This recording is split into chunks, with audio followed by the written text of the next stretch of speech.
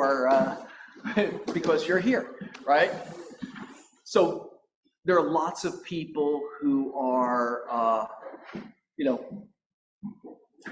leaving real estate, right? Not for everybody.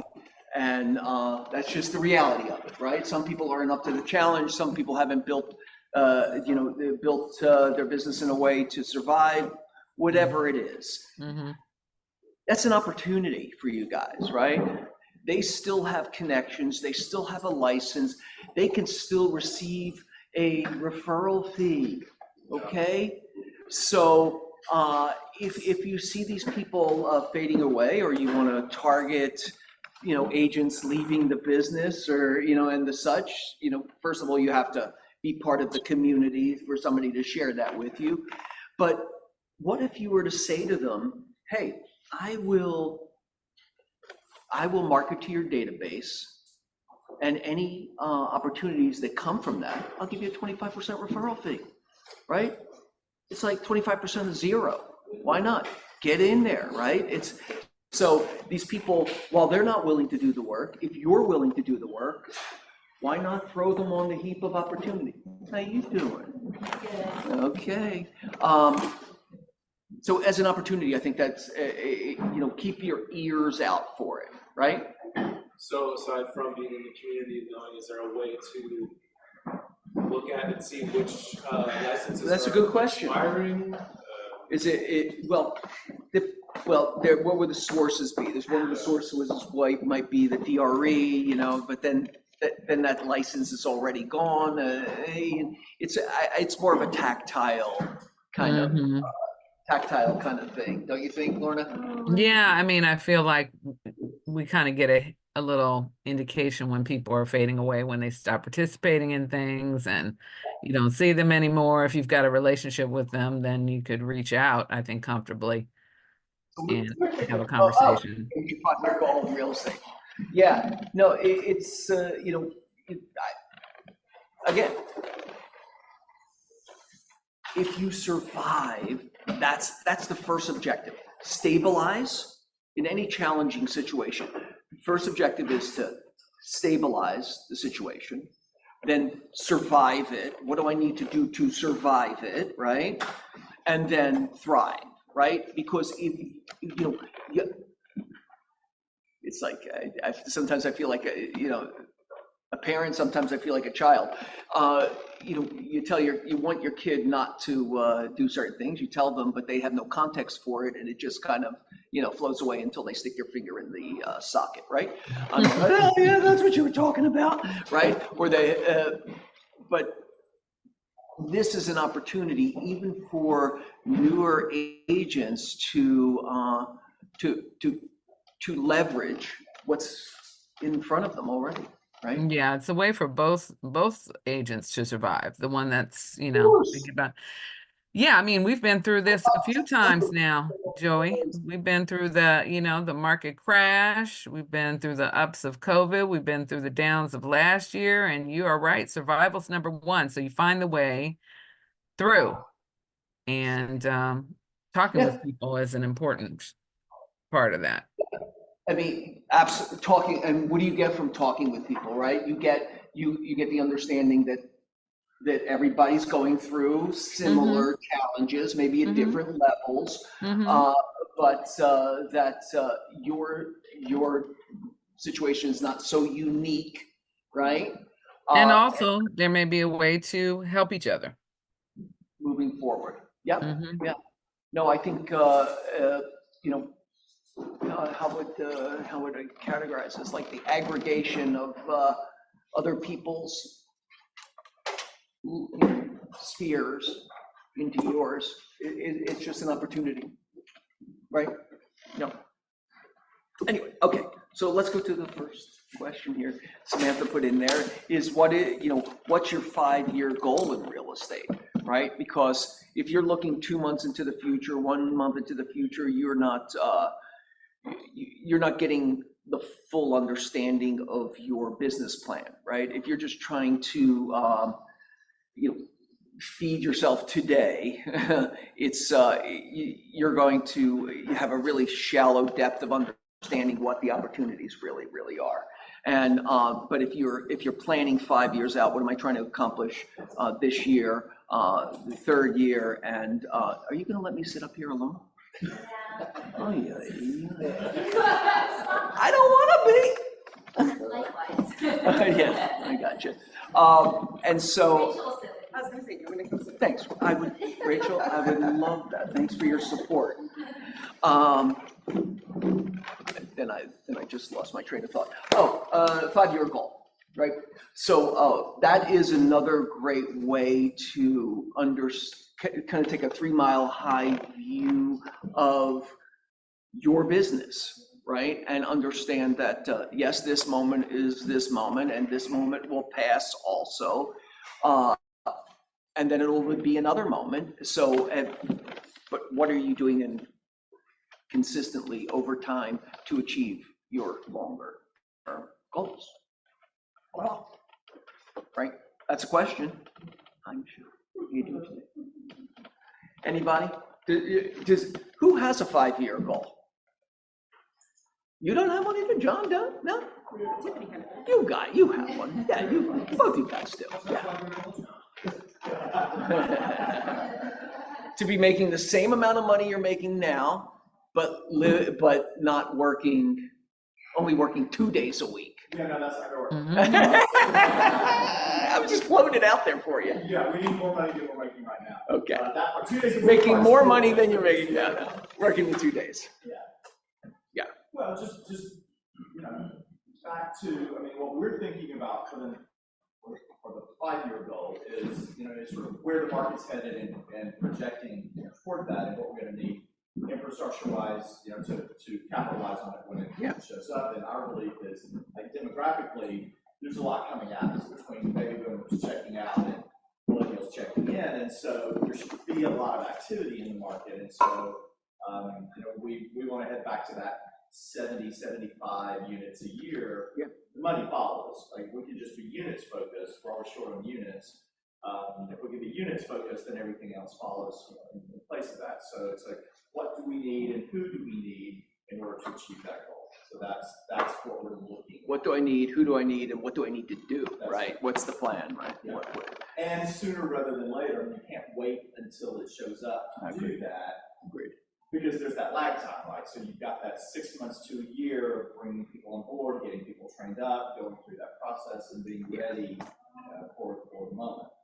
And you have the luxury and also the experience of having gone through several different markets already, right? So you understand, that will come out on the other side, that this moment will pass, right? And that understanding allows you to be bolder in making future choices today. Choices for the future today, right? And whether it's scaling in certain ways, building systems or infrastructure to support your future business. And I think that's I think the Shift book did a great kind of job at kind of laying that out, building a business that will survive the markets, the variations in the market, that are a business that is lithe enough to adjust and evolve in different ways to address the next market, right? Because that's what we're really doing now, is we should be building our businesses and our activities to support the opportunity in the next market, right? Whatever that is, right? We know that it's not going to be this, right? And we know that sellers can only hold their breath for so long, and that buyers will always want to buy, right? There will always be people who want to own a house, whether it's 7%, 4%, or 13% interest rate. Human beings find a way, right? And so, us as business owners, we have to look into that future to determine what that opportunity is and how we're going to address it to get our unfair share of what that opportunity is. Because you don't want to be the reactive business person who is waiting for to see how it all plays out before we make any adjustments, the success is determined now, right? And just like, just like we earn those opportunities for business way before the seller or buyer has the opportunity, right? What we do today with our relationships determines whether we get that call when the need comes up. So, future planning. Don't be myopic about your business. Think about the future. As painful as it could be sometimes, right? Okay. Oh, I need the clicker. Let's get the party started. Dude, Memorial Day, we're closed. In honor of all who have served, we are closed on the 27th, and we won't reopen on Tuesday. So there'll be no staff here on the 22nd. I mean, on the 27th. If you don't have an office key, please ask Brian or Samantha, and they will give you an office key, and you have 24 hours access to the office. I don't want to see you on the 27th having to write an offer and not being able to get it. Right? But there's contingency plans for that also. Women's Business Clothes donation. Star, where'd you go? I saw you in here. Yeah, thank you so much, everybody who's donating to the YWCA. Maritza is out of control, amazing. Listening, showing up, Marissa. such a degree. Yeah. Oh my gosh, she donated so many needed things. The YWCA is thrilled. We're going to be collecting for one more week. And we know that some interviews have already happened and the ladies are just ecstatic. So thank you That's so amazing. much. Spring cleaning, it's perfect time. Yes, it is. I'm going through, I have way too many things. There's a big can out Yeah. front. You can lift up some things in there. So easy. Perfect. What's happening this week? New agents, welcome David Rencher and Morgan Phillips. Two agents who I was in business with before, right? David Rencher, commercial agent and development agent. He works with a bunch of developers. And Morgan Phillips, I believe, is coming back to real estate, and we're happy to have them both. Chuck, you trying to remember Morgan? I think I do. You do. No, I don't remember Morgan. I think I remember David. Oh, you definitely remember David. But I think you remember, I think Morgan, I don't know, I have a recollection of you and Morgan having conversations, but there we go. Diversity picnic, June 8th, between 11 and 2:30. Very, very excited. That's on a Saturday. Friends, family, and animals, welcome. Leashed animals, I think, is the only caveat, right? Is that correct, Lorna? It is, and we should have a sign up link on there. I don't know if it made it. Tati? It's going to be in the chat, and we'll have it go out on the daily update also for sign up. Great. This is so you can sign up for the potluck, you guys. It would be great if you bring something that represents your background or, or not. We're limiting the number of desserts, or I think we're just going to take care of desserts with Chris Brotman, because last time we had a lot of desserts and we'd like to have a lot more savories. There's only so many amazing pies one can consume on the Right. That's all. You can only eat so many of those. fried chicken and pies we were heavy with last year. So we were very pie and cake heavy. Yeah. So Itati's going to put that in the chat, or has put that in the chat. So you guys please sign up. Yeah, it's a blast. Have fun. It's a great time to bond over, and it's fun. It's just super fun. It is fun, and celebrate all of our diversity. Please and thank you. Also, Command Corner. That would be our lovely Samantha. I just want to give just a brief on how to get started if you have a transaction and you don't know what to do. So just when you log into KW Command, the first thing you'll need to do is have a contact. So your client is your contact. So you'll create a contact over here in this little, so when you blow this up, the little icon is a person. Those are your contacts. So you create a contact first, and then within that contact, you'll create an opportunity. So an opportunity is a transaction. That's the word in command. So contact, opportunity, which is your transaction, and then you'll go, there's a tab that's offers and commission. So you'll start that. I'm always here for help, of course, but this is just to get you started. You need a contact and you need an opportunity. And so that'll get started. And then there's a way where you'll upload your documents, but I just wanted you to know sort of the basics of what happens. Create the contact, create their transaction, which is not. Excellent. So I'm a visual person, and Yes. so for me, I have to start visualizing. So we're about to go on this journey, right? This transactional journey, right? First thing I want to do is identify who I'm going on that journey with, and then opportunities is that path, right? Is where I have my checklist and the time and put in everything to kind of track the journey, right? From beginning to end. Okay. Yeah, I knew that. I'm just trying to, draw the picture for myself and others. Thank you, Samantha. It's a little bit of time. So bonus class. All right.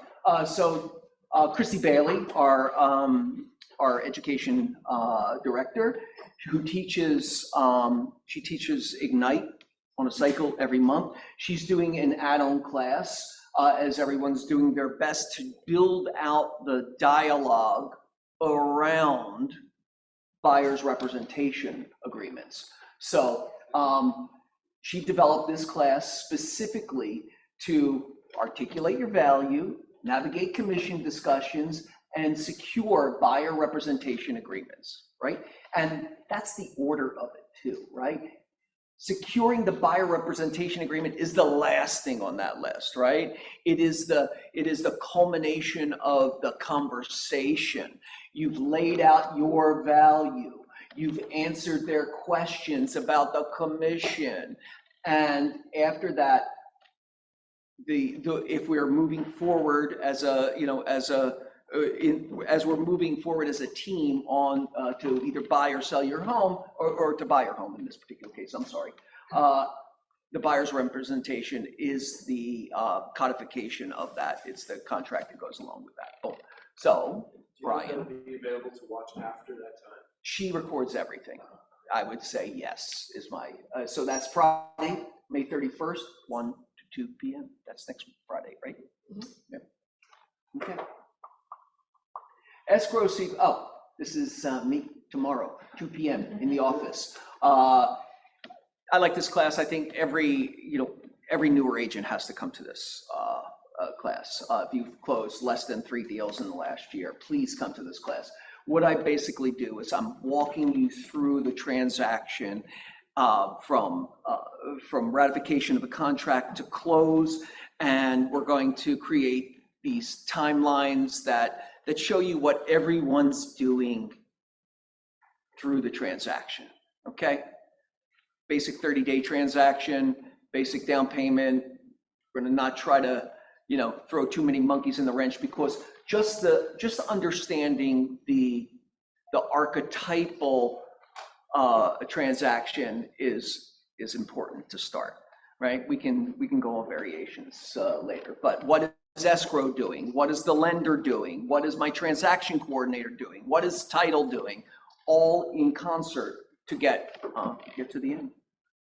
What's home warranty doing? We'll talk about that. Oh, I got chills. The insurance broker. Sure, yeah, well, that's another, yeah. Next week, Phil Larchmont's coming in. Phil is a 1031 exchange officer, and 1031 exchange is a tax-free tax vehicle in the federal tax law that allows you to exchange commercial property from one to another without paying capital gains. Right. Is that 11 or 12? That one says 11, that one says 12. Well, I think these are 2 different classes, right? Okay, 3 different classes. 3 different classes. 3 different classes, right. On Tuesday, we have Wealth Wave, Ride the Financial Growth, from 12 to 2 p.m. down in, that's a regional event, right, in downtown LA from 12 to 2. In downtown LA office. On Wednesday, we have a title class. Haley's in person here teaching at 2 o'clock. And then on Thursday at 11 a.m., on Thursday the 5th, is Phil. That's when his class is, at 11 a.m. Got it. That make sense? Thank you. Everybody got that? Does that require an RSVP or no?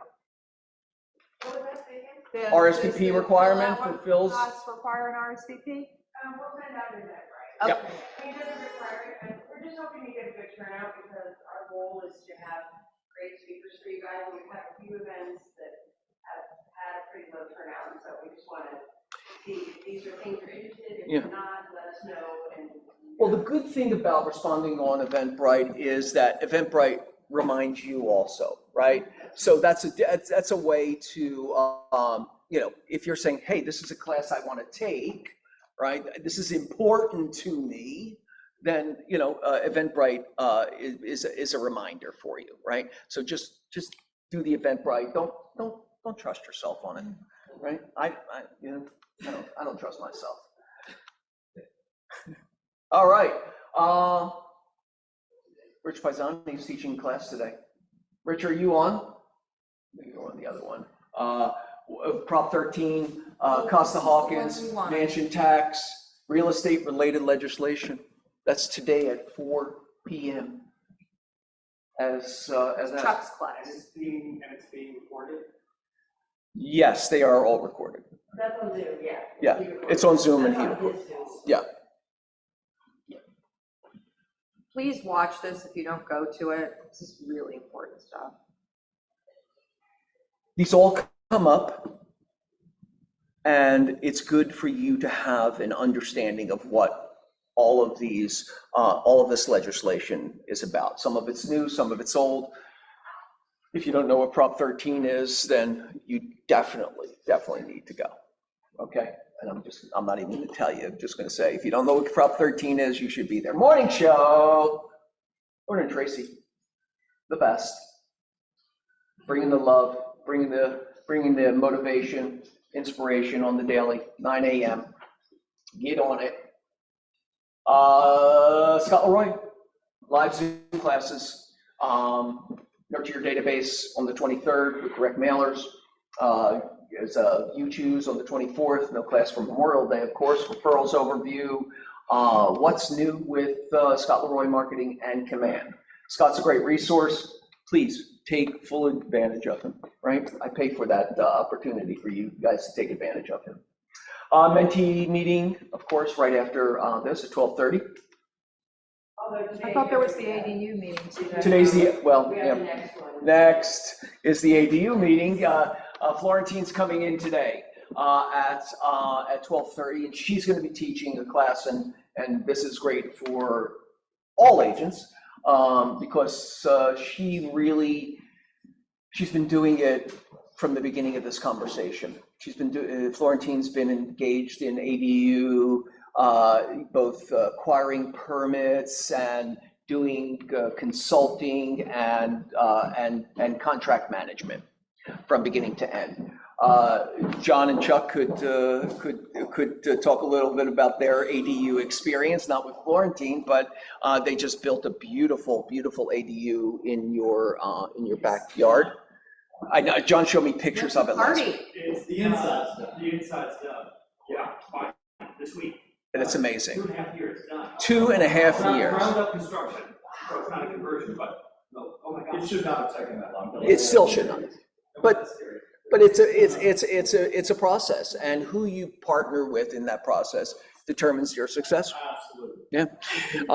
Yep. And again, Florentine's been doing it for a while, and she has a lot of information. This is a very, very valuable tool for you guys. Being able to have this conversation with buyers and sellers and existing just people in your contacts already is you'd be surprised how many of these conversations about ADUs you can have, because it immediately brings value to your property, right? Not to get too personal, but how much value do you think it added to your property, Chuck?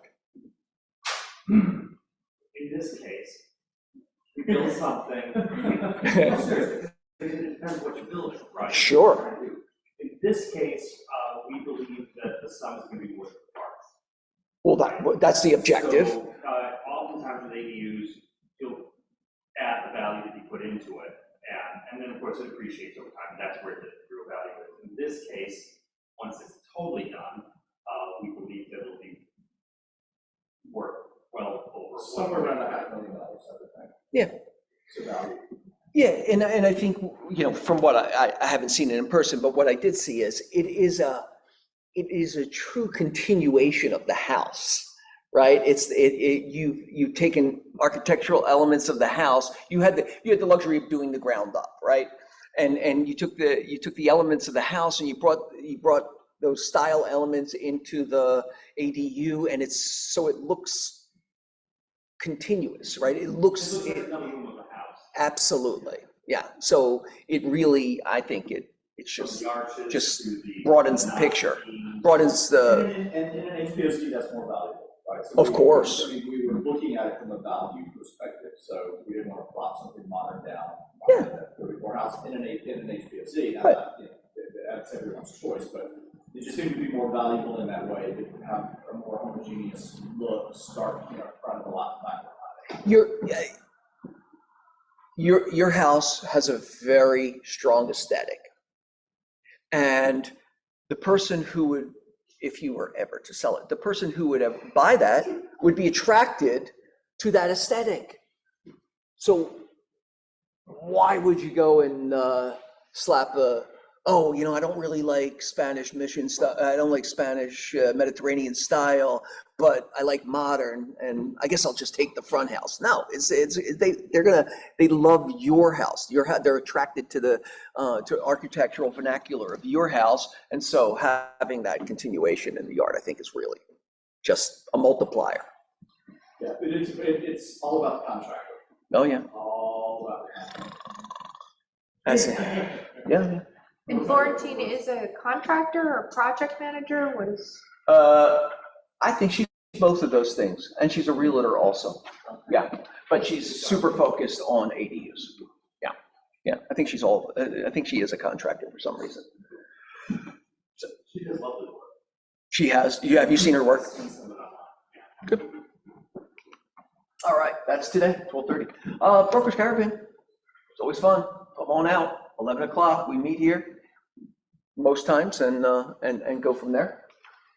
Flow coaching every Monday and Thursday, 10 a.m. Inspiration and mindset adjustment. Investment network, Mondays. We already have a couple agents. Again, tool in your toolkit, not for every property, but absolute tool in your toolkit to expose your new listings to the investment network, or to leverage a possible listing to these guys to see, when you say, hey, I have an investor who might be interested in your property. There's 20,000 investors, 40,000 investors that you can expose that property to. So we have 2 escrows right now, and one is, the contingency's taken off and just waiting for closing, and the other one is just brand new. Samantha? And can I just offer, so I'm one of the people that had to utilize them successfully, very excited. And the one thing I'll say is that sometimes when we're meeting with someone, you think there's going to be a next opportunity with them, right? Like if they're starting to have that conversation about maybe selling this and that. So with these guys, you could bring a cash offer and you don't go in with that as the lead, but you go in with it as an option. Menu item. Yeah. Menu item, because Yeah. what happens is that person you talk to, now the juices are going, right? Next thing you know, they're like, oh, I sold it here, or I listed here. And it's like, so that just gives you, I think, one step closer to them seeing the reality of working with you, whether it's that buyer or not. And, they're great to work with. And I've seen, since then, I've seen situations where people have had conversations and they know it's about selling and not brought a cash offer. And then that person went a different direction. Like, might as well bring it just as an option. Again, you don't push it, you don't have permission, Brett. You don't say this is your only option, but it's like, if this works, I have a buyer pool. So I'm a huge fan, I'm sold, I'm in, I drank the Kool-Aid with them. And she's not easily swayed either, so. No, I'm just saying, you know, it's a process. You're not like me, I'm a, you know, I'm also. Pollyanna. I have 2 listings coming up in the summer, and both of them, I've submitted, I've gotten their offers back, and I've used it as a continuous communication tool. So it shows you their offer, it's allowed them to know all their different options if they were to go with this investment network, if we were to go to market as is, if we were to go to market completely renovated, and it lets them know that I'm doing all this work for them behind the scenes. Yeah, it's a way to start conversations on multiple levels. You know, if we're, you know, hey, best case scenario, we get the property, we go in and do any work that needs to be done, right? Big systems, floors, painting, landscape, exterior, and then we get all your stuff out of there, we get the staging in there, we get the house the best, but there's a cost to that, and there's time and effort that has to go into doing that. And you know, just from you know, the starting line, sometimes getting people to understand the value of that is can be difficult. But imagine if you have like, hey, there's an easy button if you don't want to do any of that also. You know, there's an investor who will give you this much for doing nothing. You take anything you want out of the property, leave whatever else behind, and you go on with your life and collect your check and go on with your life. Sometimes that is the answer they're looking for, and sometimes that's a reflection that will drive them to doing the work to get more. So it's good to have, you know, it expands the starting line a little bit, right? We could have options. Yeah. No, people want options. That says Mondays at 10, is this an So every Monday he does he does a little educational piece every Monday. If you want a one-on-one, John, to explain the whole program to you, that's not what this is. This is how to use the program to generate opportunities and dialogues and scripts inside that. So that's what this is. Joey, quick question, are these folks in any way, shape, or form affiliated with us, or they're separate entities there? They're not affiliated with us, right? They're a subcontract, but somebody that was introduced to me by somebody from San Diego County, and you know, she did a bunch of deals with him already. You know, she did like 6 deals with them last year, and like what I saw was it came right in the middle of, hey, we as realtors need to have a menu of for the clients, for the sellers. Yeah, and so this is one of them. Yeah. All right. No, that's great. The book club starting this week, May 20. Oh, well, that was yesterday. Started Tuesday. Is that correct? May 21st. Is that the wrong? It got pushed to next week. Thank you very much. Next Tuesday, 2:30. Start with Why, Simon Sinek. I don't know what else to say about it. I really love this book. I really love the concepts in this book. It is a great business conversation. If you want to understand what drives a business to success, this is a, you know, intellectual underpinning of it all. I'm a fan. Core services, Andy, how you doing today? Or did we lose you? I was floating on there earlier. No? She had a dip. She's in Montana doing something. Duncan, in person, come on. In person. You could fill that space, I'm sure. All right, I feel like I have a lot today because I haven't seen you guys for a minute, and I'm doing a little game today, so definitely listen up because the prize is a Holy Grail donut gift certificate. So, I wanted to supporting the local business here. I thought it was I was gonna do Starbucks gift certificate, but I wanted to make it more fun. And it's the only donut that I would eat, so I just figured I'd do it for you. So, just a couple things that you guys may not know about all our home warranty plans. This year, we have 3 different tune-up options. So I've discussed some of them before. The three main ones that we have that you should have always added onto the plan if you could pad it in from the seller, or one of them is included. One is a preseason HVAC tune-up option, which is only $25. One is a water heater tune-up option, and that does include descaling of the water heater and tankless water heaters. And the other is a garage door tune-up option. I'm going to leave these forms in the back because they have a description of what's covered and what's not covered under each tune-up option. One thing to note though is the HVAC tune-up option does have to be done at certain times of the year, which is also listed on here. So if you're out of those times in the year, they will not do it, even though it could be included in the plan. And the two plans, which includes one of the options, which is the HVAC tune-up, that's our Enhanced plan and Enhanced Plus. So those plans already include the HVAC tune-up. So, you know, and one of the biggest things is for these homeowners, your clients, to maintain these systems, because a lot of times they forget about the tune-ups, and every home warranty company, not just us, has a pre-existing condition clause. So if the previous owner didn't, you know, do the tune-ups, didn't take care of it, it may be considered a pre-existing condition. So this is a good way to let your clients know, hey, you need to be servicing this. This is included in your plan, especially the HVAC tune-up. So I'll leave these in the back. I also have PDF versions if any of you want any of those. Another form I'm going to leave in the back. These are our two different disclosure source NHD options. I don't talk about NHD too often.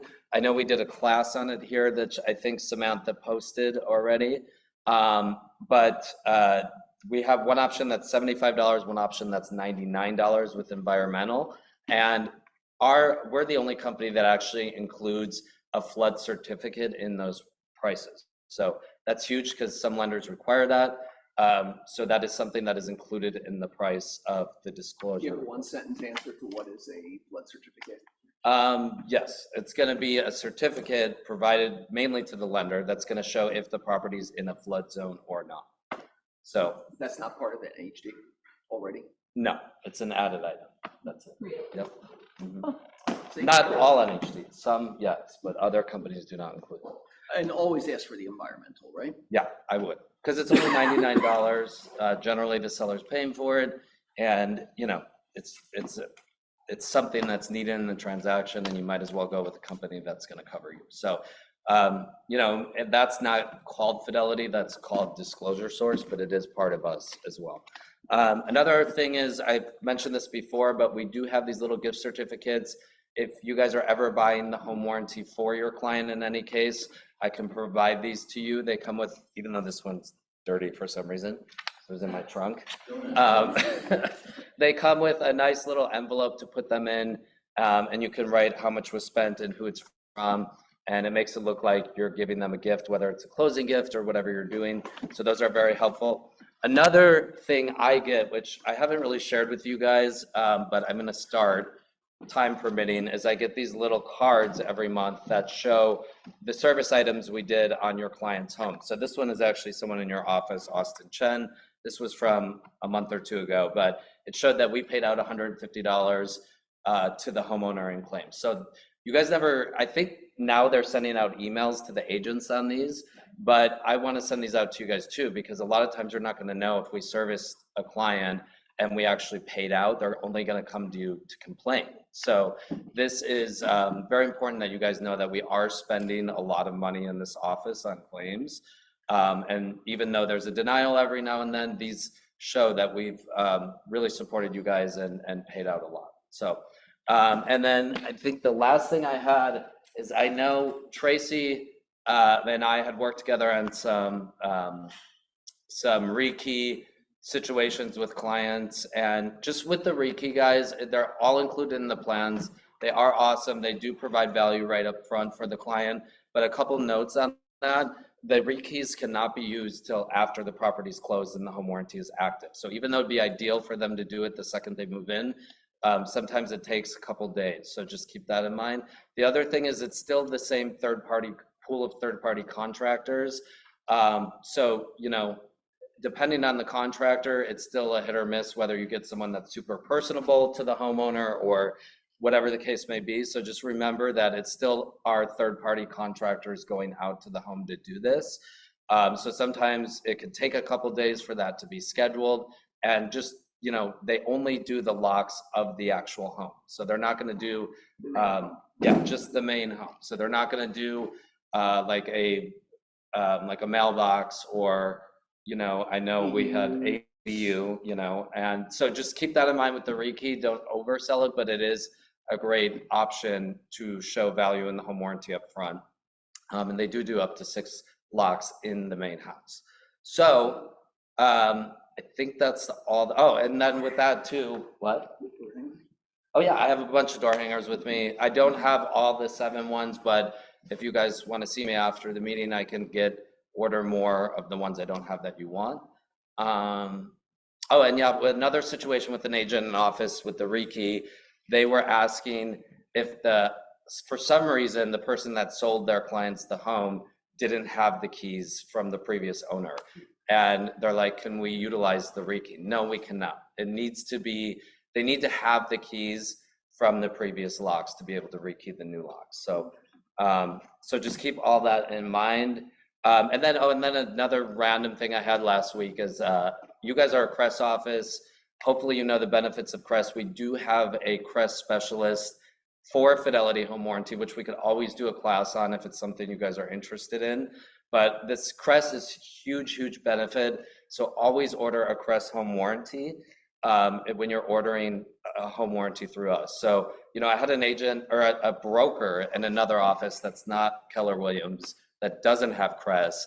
And I work with a team in their office, and she was like acting like Crest was like a bad thing. And she was like, oh, what's this? What's this Crest stuff? I've never heard of this. And, you know, she's a broker of a major office. I don't know why she doesn't know, but the point is I had to explain the benefit of it to the team because they didn't know. And even though they're not a Crest office, it still gives that additional month of coverage. So, so that's all I have. Ask for the Crest policy. Yeah. CRES. Correct, 1S. And you can, you know, if Raha's ordering it, you can just let her know.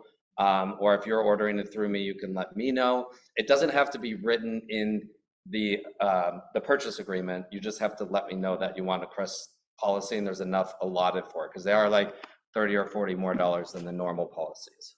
And then for me personally, I'm going to be gone this weekend to Palm Springs, but I'll have my phone on me if anyone needs anything. And next weekend I'm going back to Chicago because my grandmother died, unfortunately. So I'm going back for that, but I will have my phone on me if you guys need anything. But if there's any delayed responses, that is why. So now it's time to answer the quiz. Oh, geez. So whoever raises their hand first is going to win the prize. Oh, you already just said. Yeah, that doesn't count, Andre. That does not count. So who can tell me the 3 tune-up options that we have? Wait, I'm not done yet. And which one is included in 2 of our plans, and what are the names of those plans? Okay, so 3 tune-up options, the free-season HVAC, the water heater, Yep, and the garage door tune-up. correct. First part's correct. Enhanced plan includes the HVAC tune-up. One more. And in the water heater? I'll give it to you for effort, and you got 95%. So it's the enhanced and the enhanced plus plan. Trevor's a nail biter. Yes. And you get it because you hooked me up at John Reed, and you're amazing. So there we go. All right. Yay. Thank you. Oh, it's back to me. It's been a while. Haley, are you there, Haley? Andy, come back. All right, we're moving on. Moving on. Birthdays. Philip Minter, Angelina Hagler, Sheila Hayes, Joshua Kane, and Holly Case. All have birthdays this week. Happy birthday, you guys. Also, some closed escrows this week. Anna Lee, the Barentine Group, Jeffrey Perlman, Antron, Heidi Davis, Christina Kim, Angela Bond, and Rachel and Tiffany all had closings this week. Congratulations, you guys. Right? You can clap, it's okay. We had some new escrows. Kelsey June with her first escrow. It's first listing and escrow in the same week. Then there's, so not to harp on the investment network piece, but here's a situation where I think it's worth kind of telling the story a little bit. A seller who was left a property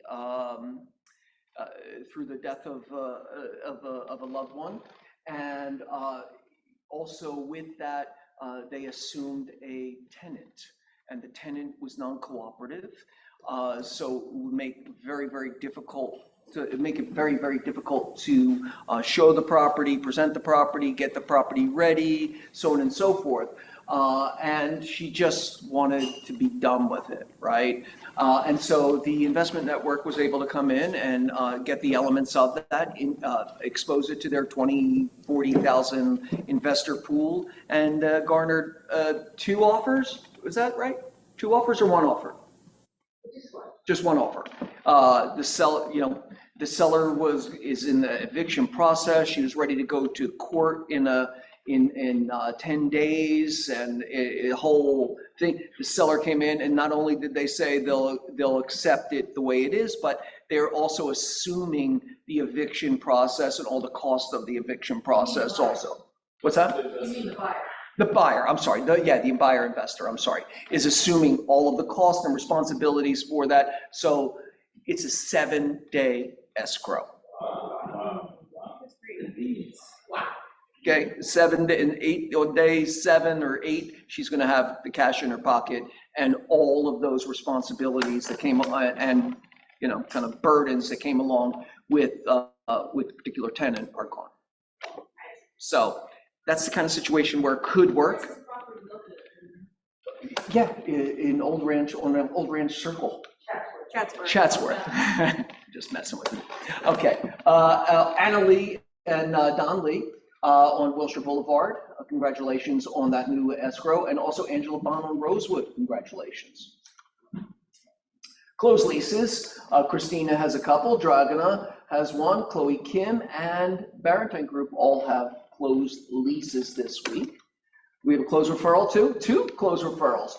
Another one, Tiffany Park, again and again. So that's the 3rd one in the last couple of weeks. And then Morgan Phillips in Chandler, Arizona has a closed referral. It's real money, guys. New listings. Stand up, I'm sorry. Single families coming soon. Laura has a property on Crescent Heights, a 3-bedroom, 2-bath, 1,723 square feet for 1.2. That is the 1800 block of Crescent Heights. It gets a little calmer down there. Also coming soon on High Point, she has a 3-bedroom, a 2-bath, 1,631 square feet for 1.695. I'm going to assert that this is an upgraded property. High Point's a great street, and it's about $1,000 a square foot. So, Anna Lee has a 2-bedroom, 1-bath, 770 square foot condo on 10th Street for $519,000. Is that downtown? West 10. Also has a 1-bedroom, 1-bath loft, 790 square feet for, again, under 500. These are all entry-level prices. That's pretty good. Downtown is an opportunity right now for first-time buyers who would like get off living there, enjoy living there, because it's a really tough sell right now. Yes. Yep. Champ has a 3-bedroom, 3-bath, 2,700 square foot property in Venice on 6th Street, or 6th Avenue, I should say, for $3.7 million.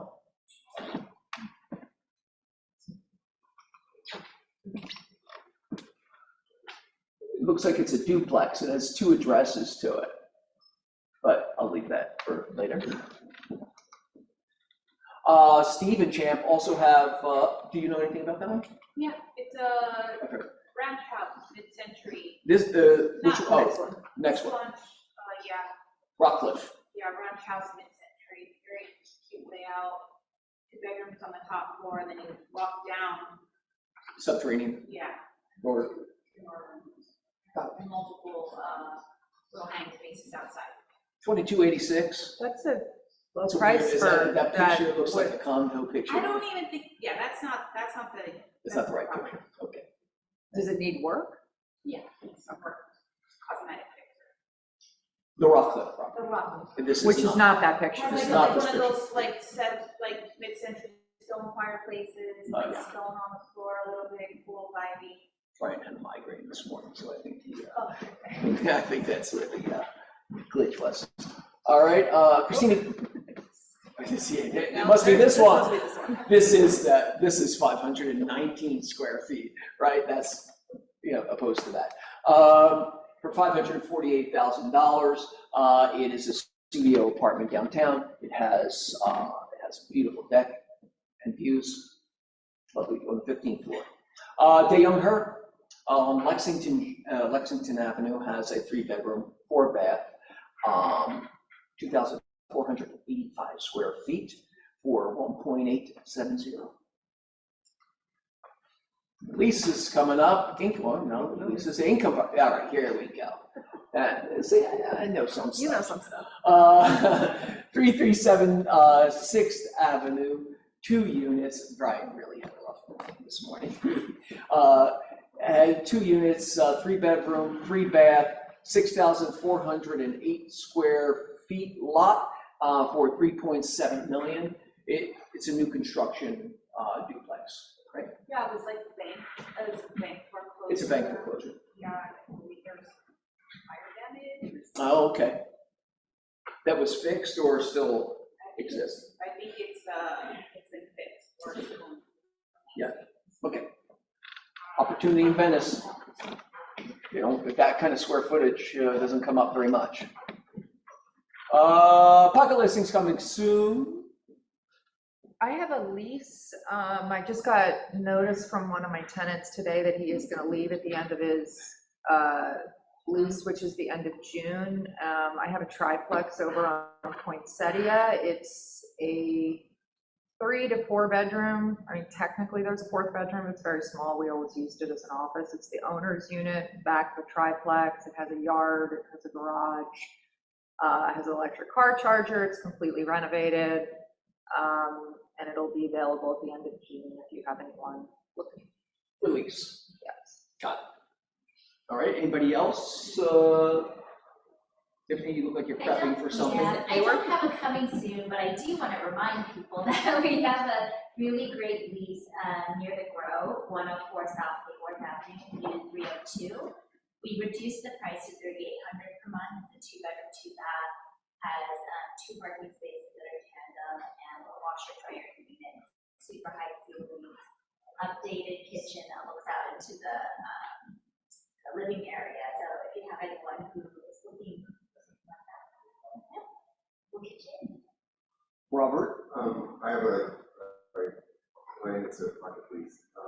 She's got a quarter unit on Elder Beach. It's a beautiful 2-bedroom, 2-bath unit. She wants to lease it out for 14,000, 15,000 a month? Yeah. Great summer lease, could they do it this way? Maybe I need to live at the beach for some. Right? Tiffany's like, And yeah. then I'll take over.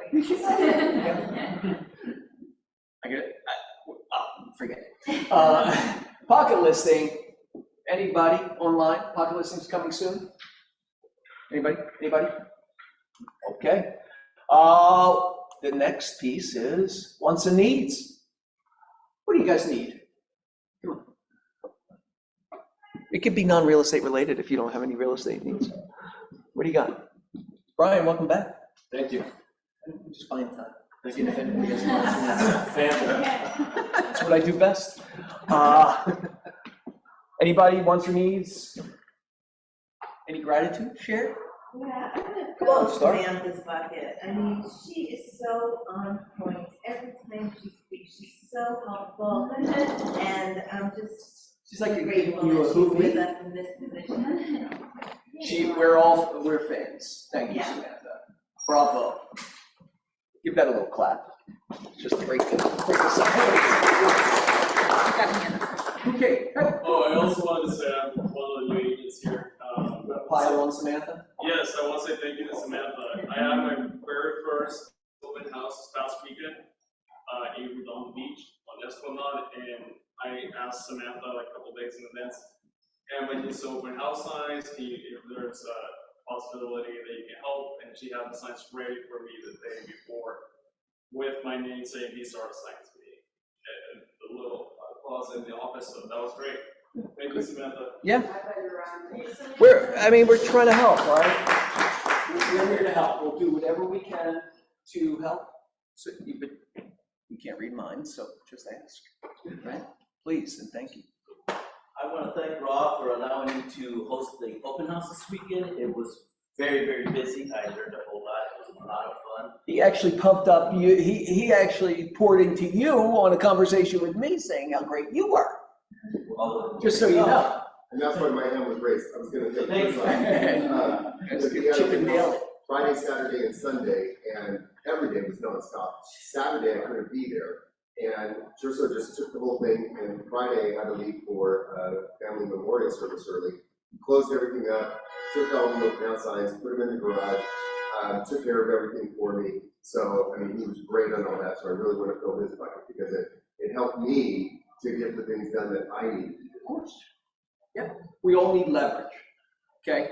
We're running businesses as sole proprietors, and but you have to understand that you have this is a community of support and leverage, and but you have to ask for it. Oh, and his follow-up It's email here. kicked ass. Say that one more time, Ron. His follow-up email kicked ass. I got an email on Saturday, and like, it was all bullet point. We had these people come through, we had this, we had this, we had this. There's 15 flyers left. I put them in the box, but I'll need more flyers for tomorrow. I mean, all of it was down there, so I knew exactly what took place on the day I went there. That's an important lesson for how to be a good partner when you get the opportunity to sit in open house. Is, you know, the listing agent wants to know, you know, you want to know the minutia of the open house, like how many people showed up, and were there anybody, and was anybody interested, and was any feedback, and all of that is it educates the listing, and I got to tell you, you know, you'll earn a fan, and you'll get repeat opportunities if you treat it in a business-like manner, right? I agree. Yeah. Any other wants, needs, filled bucket? Anybody? Okay. So that's it. Don't forget about Florentine's here. I do want to fill the bucket. Oh, I didn't realize Duncan. You're on the 3-second line? No, well, I didn't realize Duncan was still here because I want to fill the bucket for Duncan. The dog. I thought you left. I was like, oh man, I missed my chance. So real quickly, I had a pair of buyers who were pretty difficult. And during inspections, the water heater was broken, and we got the seller to agree to fix the water heater. And at the final walkthrough, which was the day before we closed, this is key here, it was working. We all tested it. We felt the hot water. Everything was great. Fast forward a week into ownership, and they have no hot water. So I tell them you need to file a claim. They file a claim, and when they went through the question process, Fidelity asked, was the water heater working at closing? And they said, I don't know. And I was like, it was working the day before. So obviously, originally their claim, I think, got rejected, or there was something, but I was able to kind of loop Duncan in, and he was able to help, and his processor was great, and I talked to them, and I was like, it was working. I tried it. Like, we're not trying to scam you guys. End of the day, the Fidelity did agree to fix the heater. So Duncan, thank you for your help. That brings up a good point. Just make sure you tell your clients if you know they're making a claim.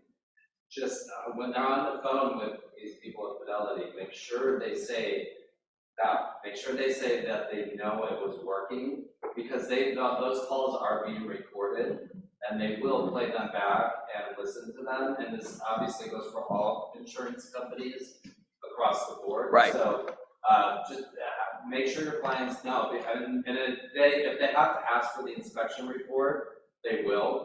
But it's very important that they know, they say on the phone the right thing.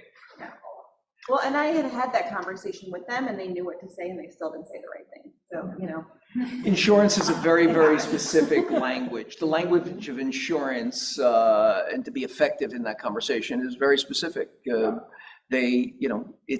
Insurance is like the casino, right? They want to make as much money and spend as little money as possible, right? Get to. Oh, a double dunk. But my own homeowners policy was up for renewal earlier this year, and I was trying to compare all of them, so I have a better understanding from the clients as well. And Duncan convinced me to, give Fidelity a shot, and I'm so glad that I did. I was able to file my first claim recently, and his processor was really wonderful and stepping in and making sure everything was expedited, and your processor would follow up with me. It's just Thank you. oh, I got lots of I think, thank you so much, Tiffany. And I think Tanisha, who she's referring to, is amazing, and we work as a team. And it's important to know, like, if I ever am deferring you guys to Tanisha, she is a part of my team, and she is the one that really has direct access to those contractors. So I know Tracy and I were talking, and I told Tracy, honestly, it was with a Reiki situation.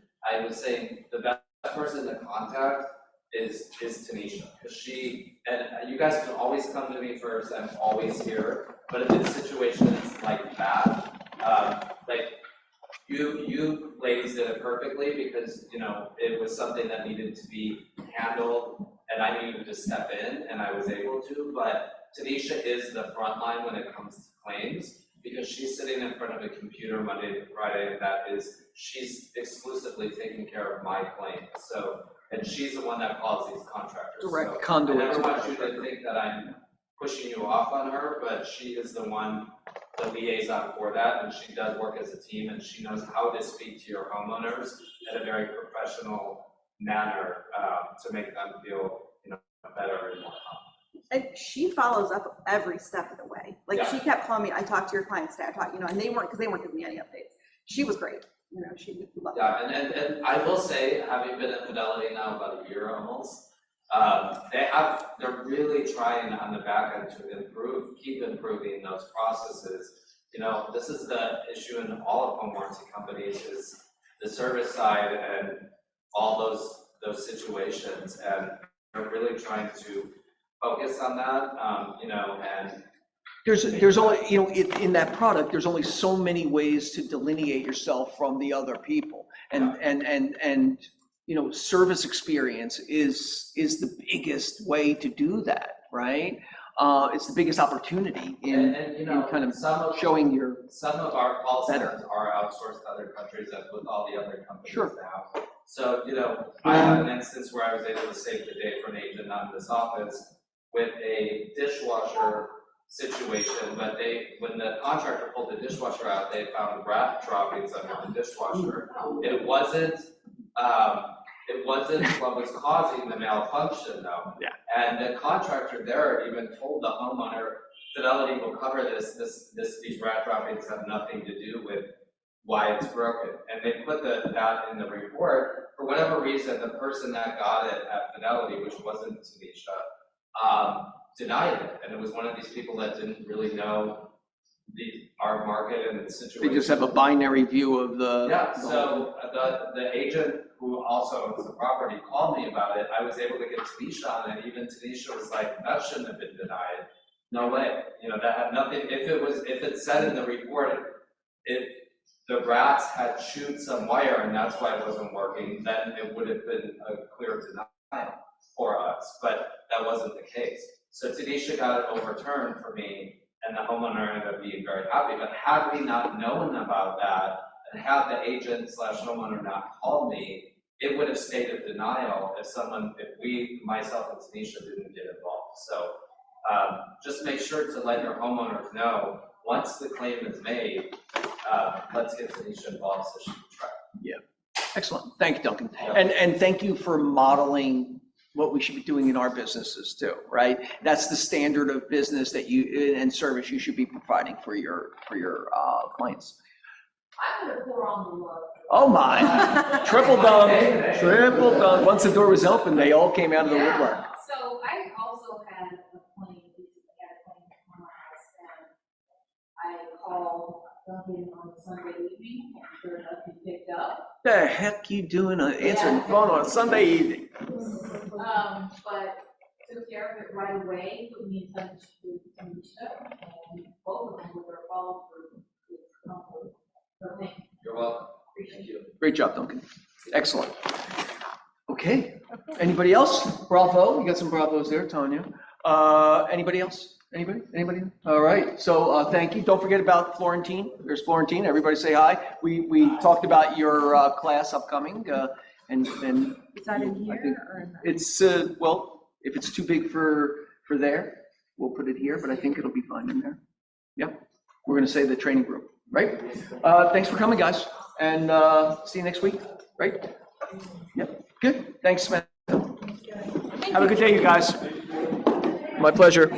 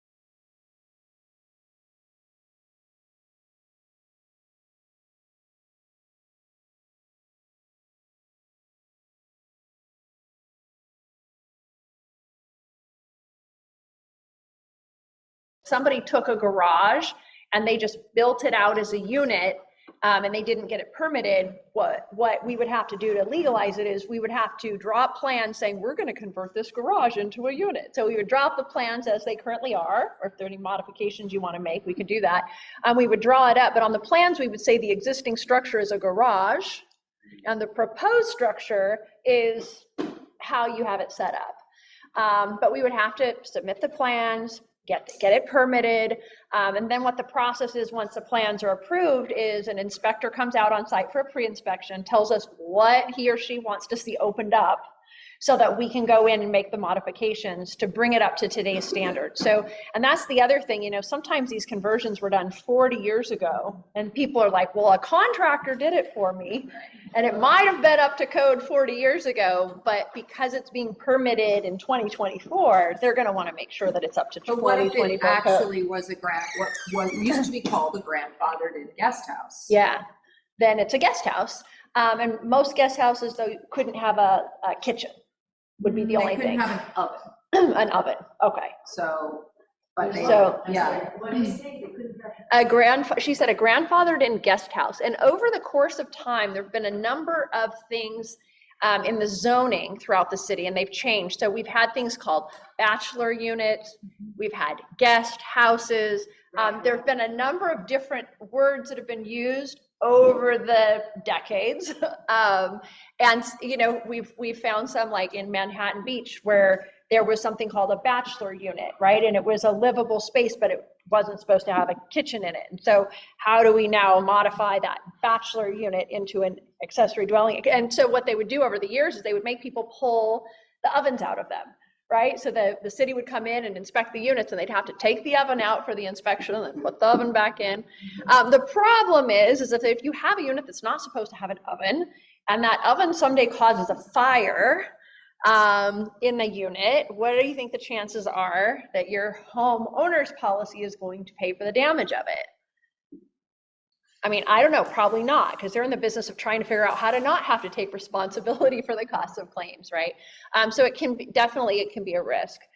So it's a smart idea if you're going to have it rented out. Now it's a different story, I guess, if you personally are going to live in it. My very first house that I lived in, I lived in the basement and I rented out all the house, you know, all of the rooms. And why did I live in the basement? Because it didn't have proper egress windows. And I said, okay, well, if there's going to be a fire, I know I'm smart enough to get out of here. But I don't want to have a renter here because that could be a really major liability. So I took the risk with my own life, but I didn't want to take that risk with a potential tenant. And I think that's So- part of the question for, especially those of us that work in this neighborhood, of so many houses, people don't have guest houses for income. Right. In this particular neighborhood. It's very, for- very rare. Yeah, But- for family. but and- what do they have to do to call them legal? Because before 2017, people just said grandfathered in guest house. Yeah. So, I mean, does Yeah, that still exist? if that's how it's permitted, right? Even if it's like a legal Who would know? non-conforming. These houses are 100 years old. Yeah, well, you'd have to look up the records. I mean, you have to look up the records with the city. And some of those you can get online, but I found if you really want to go through all the records in the city, you really need to go down to the city records downtown on Figueroa at the LADBS office. Go through they probably have the most extensive set of records. And sometimes records disappear. You'd be amazed at how many things exist on a property that were legal to exist, but there's no record of it with the city anymore. The next thing you can do is go to the county assessor's office, because when something got permitted, it was sent to the county assessor so they could charge tax on it. And a lot of times the county assessor, they may not have the actual permit, but they'll have a record that a permit was filed for whatever the thing was called. So that's some of the research that we a lot of times will do in advance to see if something that's existing is actually legal or not. If an addition that we're trying to convert is legal, if a garage that we're trying to convert is legal, because that's the other thing. Sometimes we're trying to convert a garage that sits on the property line, and if it was permitted, it can stay in that location. But if it wasn't permitted, unfortunately, we have to move it in and meet setback requirements. So yeah, it's a fun world. All right, so I think we can go ahead and kick off with the official presentation.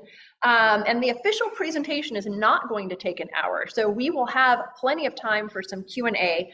The topic for today is, what are the latest updates? What is going on in the ADU world that's new? And I'm happy to also cover just some of the regular ABCs of ADUs, if you will, to cover some basic ground for you guys. Happy to do that. So just a little bit about who am I? Who's this person in front of us? And why is she the person talking to us about ADUs? So I am the owner, founder of Sidekick Homes. We've been around for 5 years.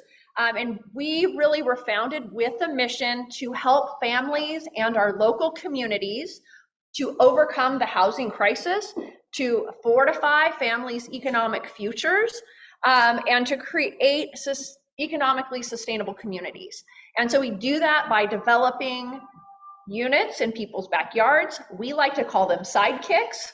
The official legal term is accessory dwelling unit. We're a home developer, so we design ADUs, we build ADUs, we do feasibility on sites to make sure that we can build ADUs.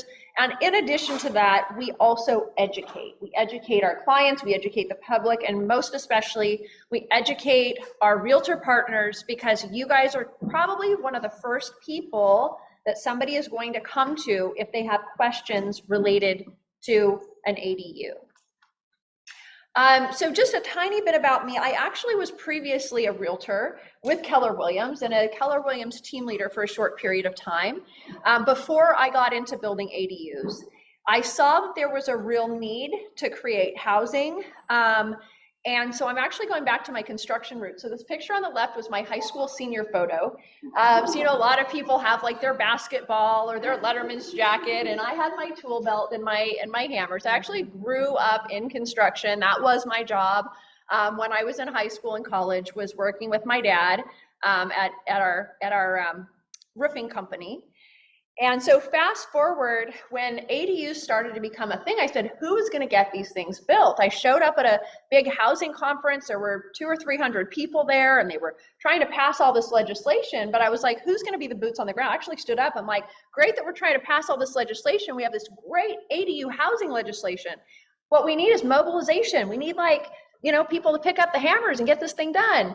And I thought that, like, I was going to have a tribe of people going, yeah, let's do this, you know? And like, no, they just, like, there was this like awkward silence, and they went back to talking about how they were going to legislate the evil, awful developers, you know? And then I thought, well, lunchtime was coming up. I'm like, for sure, like, my gang's going to come around. I was a realtor at the time. I'm like, we're going to, like, do this. I know there's going to be other people into this ADU stuff. Not a single person. And so that was the moment for me. I was like, well, who's going to do this? Shucks, you know, like, I'm in a room full of people that want sustainable, affordable housing in LA, and no one's actually interested in building these things. Like, what are we going to do? And that was when I started thinking, well, who's qualified to do this? Who really has the qualifications to build these ADUs? And I just looked back at my lifetime history of working in construction, working in property management, working in lending, working in real estate. And I said, I think I can handle this. And that's how we ventured out into construction. So let's start with, what is an ADU? There is an actual state of California legal definition for ADUs, but I'm just curious. When we say ADU, obviously we know, like, guest house, little house in someone's backyard, right? Anyone have a stab at, like, what the state might consider an ADU? What qualifications something might have to have in order to be considered an ADU? Something that's like a separate, you like, or separated, like, unit, but that's part of, you know, like, it existed setup. Yeah, on an existing property with an existing main home, but it has separate utilities, right? It functions as a separate unit, has separate address. Separate access. Yep, yeah. Separate, like, electric meter. Exactly. Yep, that is correct, yes. In today's world, does it necessarily have to have a separate address to be defined as an ADU? Yeah, the fire department will require that, just so that if something, because it's considered a separate household. So if there's an emergency in that household, they need to be able to find it. They need to know what door to knock on. So they do want an address and they want it visible from the street. Yeah. Now, if you're building something called a junior ADU, which is a whole other animal, a junior ADU, which is carved out from space within the main house, does not have to have separate utilities, does not have to have a separate address, does not have to have a separate water heater or HVAC system. So they can be more affordable to build. However, the property has to be owner occupied and it will be deed restricted into perpetuity. So if that person ever goes to sell the property and there's a junior ADU, it has to be the owner has to be living somewhere on site. So that can impact your pool of buyers and the funding the lending that they're going to need to have in place for something that is required to be owner occupied. But that's just for a junior ADU. That's this other thing called a junior ADU that doesn't have to have a separate address or separate utilities or anything. So there's like some pros, it costs less, and there's some cons. It's not an investor developer play. It's like really just for homeowner. And do you, the owner need to live in a junior ADU or the owner can live in a main house? Either rent one. out? Either one, just anywhere on the property. Okay. Yes. So I have a question. So I have a friend who built out their 2-car garage into, he's calling it an ADU, but if he lives in the house and turns into like a grandmother, unit or something like grandmother quarters, that's a junior ADU when the utilities are all part of the, So kind of extended the house. yeah, so you have two options. If it's part of the existing main house structure, including an attached garage, then you have the option, if it's carved out of existing space, not building something new. When something new, it has to be an ADU. If it's carved out of something existing, it could be an ADU or a junior ADU. You get to choose. And which one's better completely depends on the person's situation. How are they going to use it? What are they wanting to do with the property long term, right? Lots of considerations there to say, well, people always say, which is better? I was on a call where people are like, well, you want to do the ADU, not the JADU. It's like, well, let's look at someone's situation, understand what they're trying to accomplish, and, different situation for different people. What is the actual difference? Like, if somebody converts a garage and it was done illegally, it sounds like maybe converting it to a junior ADU would be easier. Yes, ma'am, sure would be. What's the difference? I'm not talking about the difference is really just the physical deed. difference. There's really, for a usability standpoint, none. The person's going to use it the way they're going to use it. You might your utilities might not be separated, your power shut off. If you needed to shut the power off in one unit, you might have to go into the other unit to do it. The water heater might be tied into both units, maybe not, right? So, but it can still be a separate structure. It could still have a kitchen. Yeah, so long as it's in the original building of the main house. If it's a separate detached, that's another story. It can't be a junior. That's what I'm talking about. Yeah, but if it's all attached, it What could if be it's a the separate junior. garage that was converted? Sure, yeah. But And it's the separate. junior, if it's detached, Yes. it can't be a junior ADU. That was Yeah, my question. yeah. Junior ADU has to be within the existing structure. If it's an attached garage, that can work. Yeah, I know. All the ways, right? Like, how do we make this work? All right, so this is the legal definition. An accessory dwelling unit, it's a valuable form of housing. It's meant to house all kinds of people in the community, family members, students, the elderly, and home care providers, the disabled, pretty much anybody who lives in existing neighborhoods. And it has to have 4 things. It has to have its own kitchen, its own bathroom, sleeping quarters, and a separate entrance. It has those 4 things. If you can fit in a bed, a bathroom, a kitchen, then it can be called an accessory dwelling unit. If it's missing one, so I get calls from people sometimes like, I want to build a home office. We don't need a kitchen. Okay, maybe we can build a home office. Let's look at the zoning for building you a home office. It won't get all of the wonderful state, so the state of California has passed these ADU laws that just make it, that basically eliminate the red tape for building ADUs. They eliminate a lot of the normal zoning restrictions like setbacks and parking requirements, right? They eliminate a lot of the fees. They make it a lot easier. So if the thing you're building is an ADU, you're going to get all kinds of benefits in getting it built. If you're trying to build something else, maybe we can build that too. But it's just not going to get the benefits. If it doesn't have these things, it doesn't get all the great benefits of the laws for ADUs. Now you'll notice on here that it doesn't say ADUs are a great source of Airbnb short-term rental, income. And here's the reason for that. People ask me all the time, well, why can't I use my ADU for short-term rental? And here's the deal. The local governments get to control the zoning requirements. So your zoning requirements, again, it's your parking, it's your setbacks, it's your height limits, it's how big, what the floor area ratio is, how much of a property can you build out. All of that is under the local jurisdiction.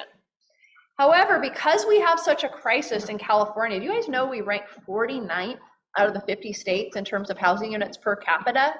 Like we're like next to the last in terms of having enough housing to support Californians. By next year, we were supposed to have, over the last 10 years, built 3 million new units of housing in the state, and we're far short of that. So we just have this growing deficit of housing, right? Like we don't have enough housing to house the families that live in our states. And so that's why people are, we have multiple households in a single house. We've got people living in their cars. We have people living in tents, right? Because we just don't have enough housing. We got to get more built. But anyhow, so the state has made sweeping requirements. They are going into a jurisdiction that the cities really have held on to. The cities get to control zoning.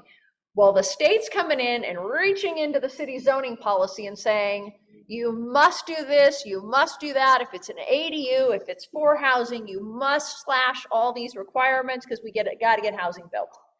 There's no way the cities would fall for that if it was you must slash all your zoning requirements so people can build an Airbnb, right? Like that would never, ever, ever fly. So when they were passing all this ADU, when they were passing the ADU laws, one of the things that was required in order to get the laws to pass was it has to be for housing, right? It has to be for permanent housing, not short-term Airbnb rental, 30 days or less. Okay, so where can you build an ADU? Pretty much every city has to allow them. There are some cities that are easier to get them permitted and some that are harder. This is all the places that our little company based in El Segundo is currently working. So we're pretty much all over LA County and even some we've done a few in Riverside and Orange County. You'll notice we're even in some places that people might think are challenging to build an ADU, such as like on the Palos Verdes Peninsula, right? We've got a couple projects that are under construction there now, and we've got one that we've gotten recently permitted. So even in some challenging, what's that? Well, I know. We actually have one that just got approved in Pasadena. It's not on the map yet, Pasadena, and we've got one in Altadena that's about to get approved. That's easy. Yeah, and there's another one in Altadena that just got built that I don't think is on here. So we have done a few up there. But yeah, Pasadena is a little challenging and a little more costly. They've got big fees up there. I think if your ADU is more than 800 square feet, I think there's just like a $20,000 fee, just this extra $20,000 fee. That's just the ADU fee. That's in addition to the planning fees and the permit fees and the utility fees and all that. So, all right. So we've talked a little about where can you build, but these are just some examples. But you can convert existing space like a garage. You can build a whole brand new detached structure. You can attach an ADU onto an existing structure. You can convert space within a home, right? You could take a 2-story home and convert it to an upstairs unit and a downstairs unit. There's lots and lots and lots of options.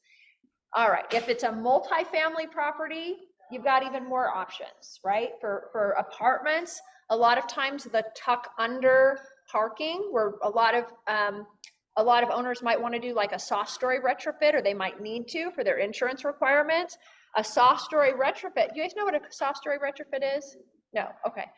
So soft story retrofit is, have you ever been in an apartment where there's parking underneath an apartment unit? So the apartment unit sits under here and then the parking's underneath. Because we're in earthquake territory, these have been known to falter, and that second story could actually fall. It's usually just supported by posts. So there have a lot of insurance companies and some cities have had requirements for these buildings to go through a soft story retrofit where there are structural reinforcements, usually steel beams, that have to be installed to really ensure that this building will sustain an earthquake. Okay, it's costly though. Well, what we're able to do in a lot of cases is come build that area out with ADUs. So instead of doing all the soft story retrofit to park cars, we can actually wall it in, build units, and now you can rent those extra units out, right? Okay. So let's just talk for a minute. Now, if your eyes glaze over and you're like, oh God, this is gonna be way too much for me, that's kind of the purpose of this slide, okay? So this isn't a try to remember everything slide. I want you guys to know this is the regulatory landscape for ADUs, and these are all the different local jurisdictions that get to have a say-so in some way, shape, or form around ADUs. So there's state mandates, and the states mandate what the local jurisdictions can do. There's local ADU ordinances in your local cities. There's zoning and land use. There's state building codes, local building codes. There's fire safety. Utility companies are involved. You might have a historic preservation office that's involved, coastal development. If it's a coastal property, you might have to go through a coastal development process. And then there's also occupancy use. How are you going to use it? And so all of these different jurisdictions get to have a say-so in what you can or can't do. So sometimes people want to just answer. They just want a simple answer like, how can I do this? How can I do that? And a lot of times people don't realize it's a little complex in terms of sometimes who we have to go to get the right answer for what you can do on a property. The big thing for you guys to know, just to keep things super simple, right, as realtors, is to understand that the state regulations, there's state regulations and then there's your local ordinances, right? And a lot of times the question I get from realtors quite frequently is, the city is telling us this, but the state says that we should be able to do this. So who's right? And what standard do we follow? And the best way to understand, or the questions, usually the way the question is posed is which trumps which, right? What law trumps what? And it's kind of not a matter of what trumps what. Here's what it is. The state is providing parameters to local cities. So the state is not saying, you, Mr. or Mrs. Homeowner, here's what you can do on your property. The state is saying to the local agencies, listen, you can have an ADU ordinance, and if you do have an ADU ordinance, it needs to say these specific things, and you have to have these, you have to at least allow this to happen. If you don't have an ADU ordinance, that's fine. Here's your set of standards. You still have to approve ADUs, and you're gonna just approve them by some state standards, and here they are. Right? So that's all the state law does. The state law tells the local jurisdictions in some cases you can't charge these fees or you can't charge those fees or here's the limit you can charge on fees, right? That's the role of the state government. The local jurisdictions are the ones who regulate the property owners. Here's the trick to it though, is that a lot of times your local agencies are not very well educated. So if we have state laws that are meant to remove the red tape and save people money and make it so that they can, more easily get their ADUs built, but your local planning department is not very familiar with those laws, what are they gonna do? They're just gonna treat it like their normal property and they're gonna put all the requirements on it that they would normally require. What's that? That's right. In some cities it's politically driven and they're just outright resistant, right? And that, I'd say that's maybe 5 or 10% of the time. A lot of cities, they're really trying to play ball. They're really trying to do the right thing. They just miss the mark a lot of times. And so we, because ADUs is all we do, we're very knowledgeable about the ADU laws. And so what happens is we're still finding probably about half of the projects that we submit, when they come back with corrections, those corrections are unlawful. Like half the time, we're getting unlawful corrections that the state says you can't require these things. So what are some examples of those? So sometimes we'll get corrections for fire sprinklers where they don't need fire sprinklers, or solar where they don't need solar. These are big ticket items. We've gotten requirements for us to remove the apron, widen the apron on the driveway. We've gotten requirements to take the public service lines underground when we're doing an ADU project. We've gotten all kinds of requirements that could potentially cost our clients thousands, if not tens of thousands of dollars. And you're right, sometimes it's because they don't want to play by the state's rules because they don't want to be told what to do. But most of the time, they sincerely are trying to do the right thing. They just don't realize that they're not able to apply a lot of the things that they would normally apply because of some piece of the state law. Yeah, so And Anyhow. I feel like have you been successful in getting things like? Oh, yeah. Remove some Yes. requirements Yes. because you're going to the. Probably state. 95% of the time we're successful, because what we do is we are able to pull the section from the state law, right? We send an email, and usually we're dealing like with an associate planner. They're kind of like the low man on the totem pole. And what we learned very quickly is if we just provide them with the state law, they're going to go to their boss, who's going to go to their boss, who's going to eventually go to the director of community development, who's going to eventually take it to the city attorney. So now what we do, if we want to expedite things, thank you, when we turn it back around and we say, you know, thank you for providing this, but actually like this isn't lawful by state law, and here's the section of state law, we just copy all those people in the email. That way, you know, it goes straight to the city attorney, respectfully, it goes straight to the city attorney, and the city attorney can say, yes, they're correct, and away we go. So, yeah, fun times, fun times. All right, so why am I telling you this? Like, you guys want to know how much does this cost and how long is it going to take, right? And why am I getting in and telling you all these laws and how this stuff works? Well, I want to tell you about some new laws that are going to, that just went into place in January. And I also want to tell you about some things that are on the horizon for next year as well. But in order to do that, it's really helpful to understand how what's happening at the state level is actually going to impact your homeowners at the local level. So first of all, what happened last year? We had an Assembly Bill 976 that put it permanently extends a ban on owner occupancy requirement. So we previously said that owner occupancy cannot be a requirement for ADUs, and that was going to sunset in 2025. Basically, at the end of this year, it would have expired, right? So this law basically said, from now until forever, owner occupancy cannot be a requirement for building an ADU. That means investors, developers, have at it. You can get your ADUs built, and we don't have to worry about this sunsetting. Because we were having a scurry of like our multifamily and our investors, they were like scurrying to get their ADUs built because this was going to sunset, and then they were going to lose their opportunity. Well, the opportunity continues, right? All right. So the next thing, and this one's really, really interesting for you as realtors. There previously, so when this changed, sale of ADUs as condos, when this changed, we had people going, is this real? Can I just do this now?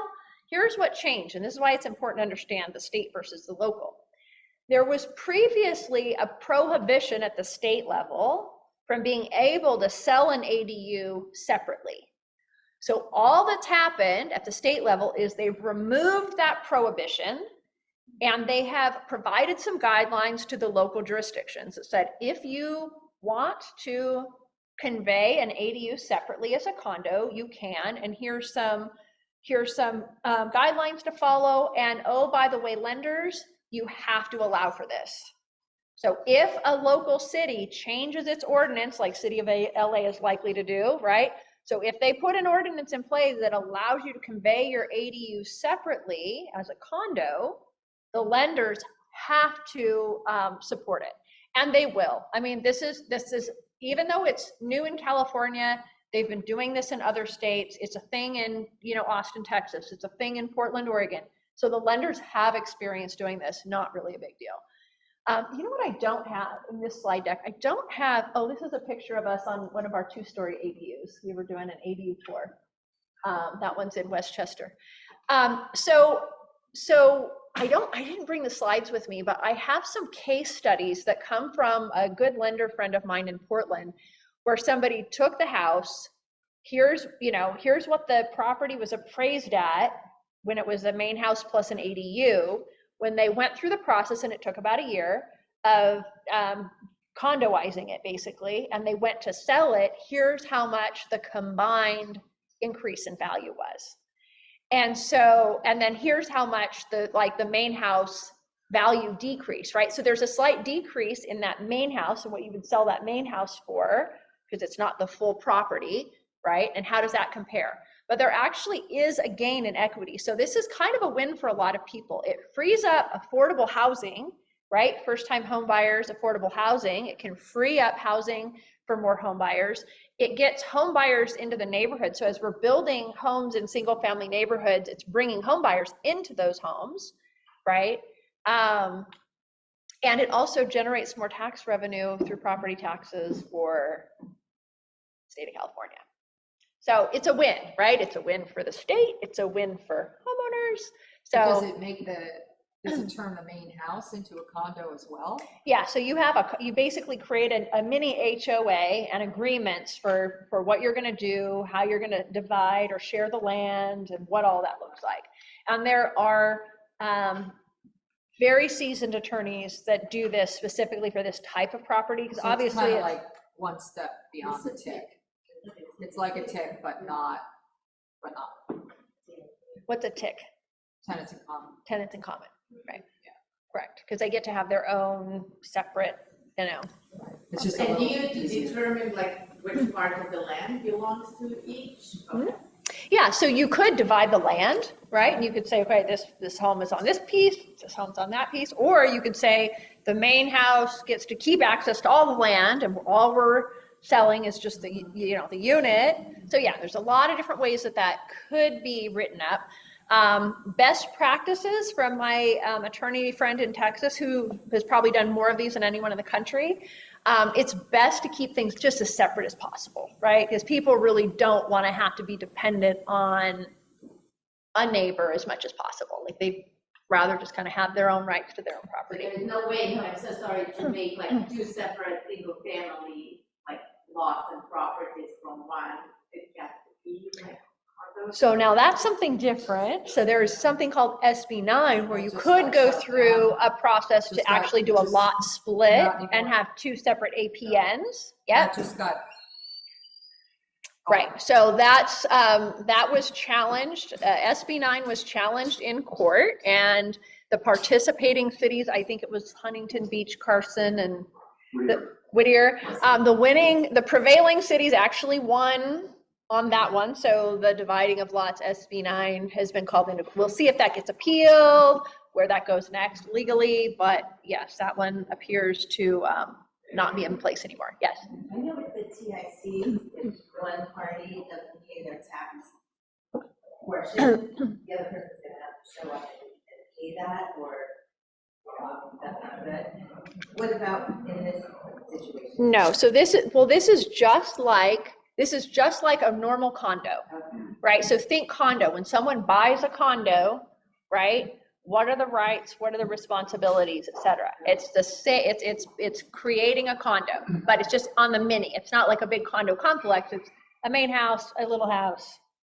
Yeah. But part of the reason that condo conversions are so difficult in the city of LA is the parking requirement. Mm-hmm. So ADUs don't have the parking requirement. TICs don't have the parking requirement. Would this type of condo conversion suddenly you have to create two-car parking, or is there variance on that? No, you would not have to create the parking. It's already permitted, it's already legal. Yeah. So it's gonna come up to each city crafting their ordinance around condos before this is actually a thing. So the rules may differ from city to city. So it'll be interesting to keep track of. Now, if this is something you have an opinion on, I've met realtors who are very like pro condomization of ADUs, and others who are like, no way, we don't like this idea. If you have an opinion on it, either way, this is a great thing to go talk to your city council about. Yeah, some areas they have like Burbank. Uh-huh. If there's transportation close by. Yep. And there is a specific miles that they require, then you don't need parking. Right. But if you're far away from transportation, you need. Correct. Yeah. Or City of LA, with their ED1, I mean, you could pretty much just build units, just build them. If you're building affordable housing, you can just build, forget about parking, forget about any other zoning requirement. If you're building affordable, just go at it, as long as they meet building code. Well, not quite.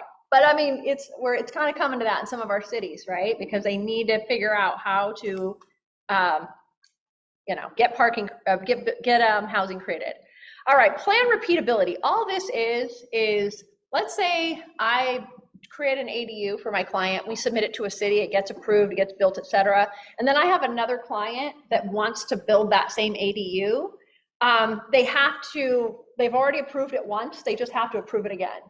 Right? And it doesn't have to go through the whole same review process, and they need to get it approved in 30 days. So that's all the plan repeatability is. And even if I got plans approved in a different city, when I go to another city, if the plans got approved in this city, the city has to approve them too. Now, so, yes. So you probably have a whole stash of these. What's that? So here's the deal. It sounds so simple.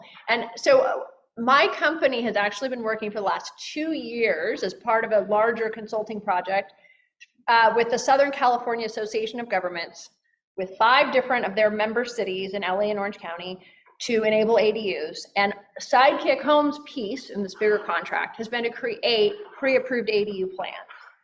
It's a lot more complex than the people who wrote, and I know the person who wrote the wording for this law, and he and I have debates all the time about this, because I'm dealing in the practicality of it. He's in the, dealing in the law side. I'm dealing in the practicality of it.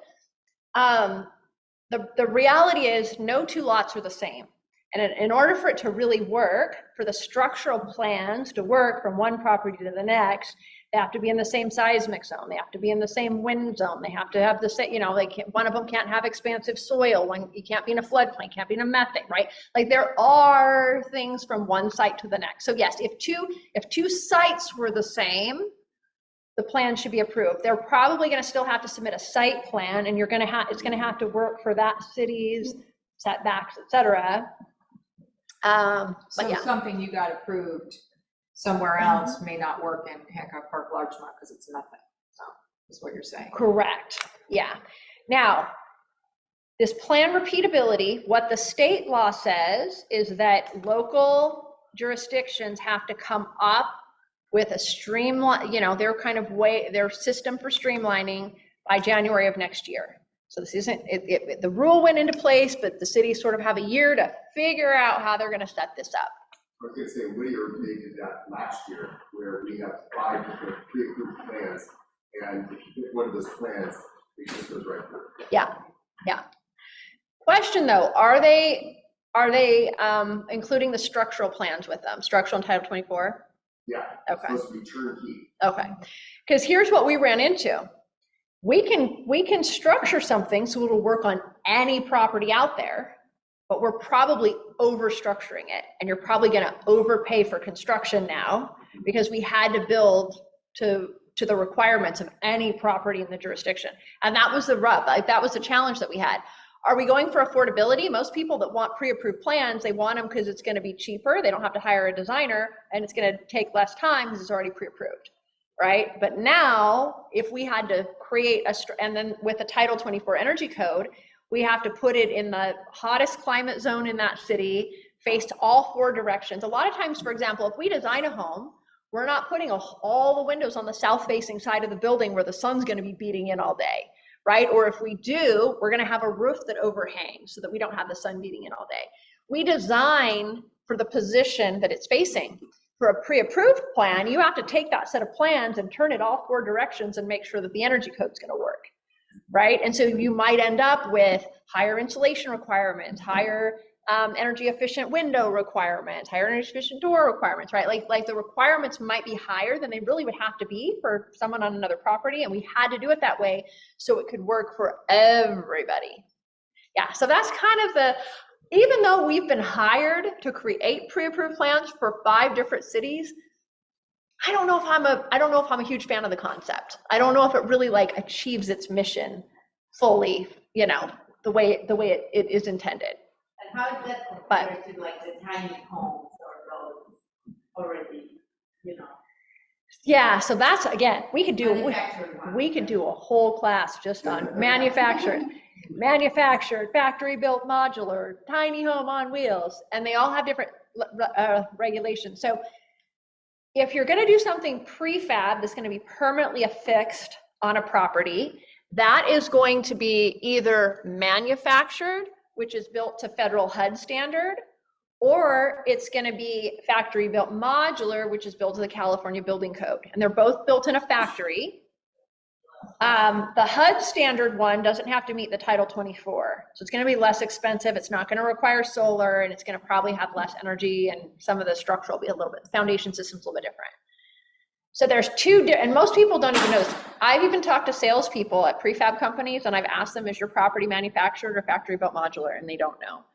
And what's important is your insurance will differ. So if you're insuring, there's only so many insurance companies that insure manufactured homes versus factory built modular. And a lot of times you have to have 2 homeowners insurance policies. And I've asked people that work at these prefab, like, are you manufactured or factory built modular? Do you know? Or what do you encourage it? Who are you recommending for your insurance company? And they're like, we don't worry about that. I'm like, okay, you know. But those are the 2 types of like prefab real property options. Then there's the tiny house on wheels. That's not California Building Code. That's not HUD. That's DMV, right? Your tiny home on wheels is like an RV. It has to meet RV standards, and it is not real property. It's personal property. Now, I just met a man over the weekend. I was at a kind of an ADU mastermind event out at a ranch, and there was a company that he has a tiny house on wheels, but it meets the HUD standard. So even though it's on wheels, you can also permanently affix it to a foundation. So it could go both ways. So you kind of have options with what you want to do with that one. All right. ADU grant funding. Anyone hear about the ADU grant funding? Did anyone hear about this? All right, it's kind of old news and doesn't exist anymore. But basically at the beginning of this year, I put it in the slide deck, and as soon as I put it in the slide deck, the money was all gone. So there were grants. We had 25 million more that we had 50 million that was promised that the governor took away, and then he gave 25 million back to us. And then those grants were gone, like in a week they were gone. So there are no more $40,000 grants for ADUs. However, there are some new FHA guidelines, and I worked 2.5 years ago. I was invited to participate in a listening session with the Federal Housing Finance Agency, and we got to, it was like the first time the federal government started like perking up its ears about ADUs and trying to figure out how we can get this form of housing, let's get it built and let's get housing created. And so we got to give our feedback on what is currently stifling people from getting their units built, and a lot of it has to do with financing. So as a result of November 2021 conversation with the Federal Housing Finance Agency, that following February, they had a White House convening specifically on ADUs, where they took all of our feedback and kind of condensed it into here's what our thoughts are, here's what our game plan is. And then fast forward a couple years later, finally, we have some new FHA guidelines. So here's what they are. The FHA guidelines have changed so that ADUs are added to the types of improvements that can be financed under mortgages for new construction. Okay, so now you can qualify for like a 203K loan, right, to build your ADU. They will allow, and this was a really big one, they'll allow 75% of the estimated ADU rental income to be included in a home purchase with an ADU. So if you have a client that's wanting to, and they would do that with duplexes, but they weren't doing it with ADUs specifically. So now they will, right? So this may really help. If you have a client that can't quite buy a house, but they're able to buy the house with the ADU because they can count that rental income for their debt to income ratio, that could be a benefit to them. And then it also allows them to use 50% of the estimated rental income to build an ADU using specifically the 203K renovation loan. So those are some new things that have rolled out. Now, when it comes to financing, this is a really interesting topic. Let's say you have a buyer. Yep.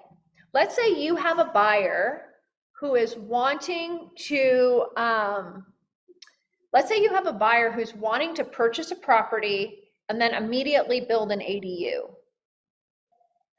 What kind of conversation do you think we should be having with the lender about financing? Does anyone have any thoughts on that? To include the potential. What's that? Include the potential rental. Well, Or no? either a HELOC or a construction loan. Mm-hmm. Yeah, so you really want to work with the lender. A lot of times people think there's this like magical something called ADU lending out there.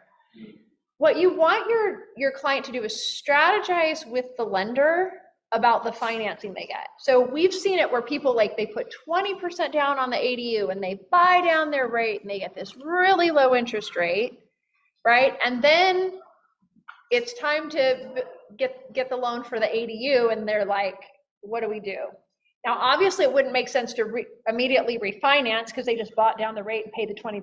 Now they can get a HELOC, and it's hard to find construction loans that'll take a second position. Some will, but most renovation loans want to take a first position, and you're refinancing the whole entire property.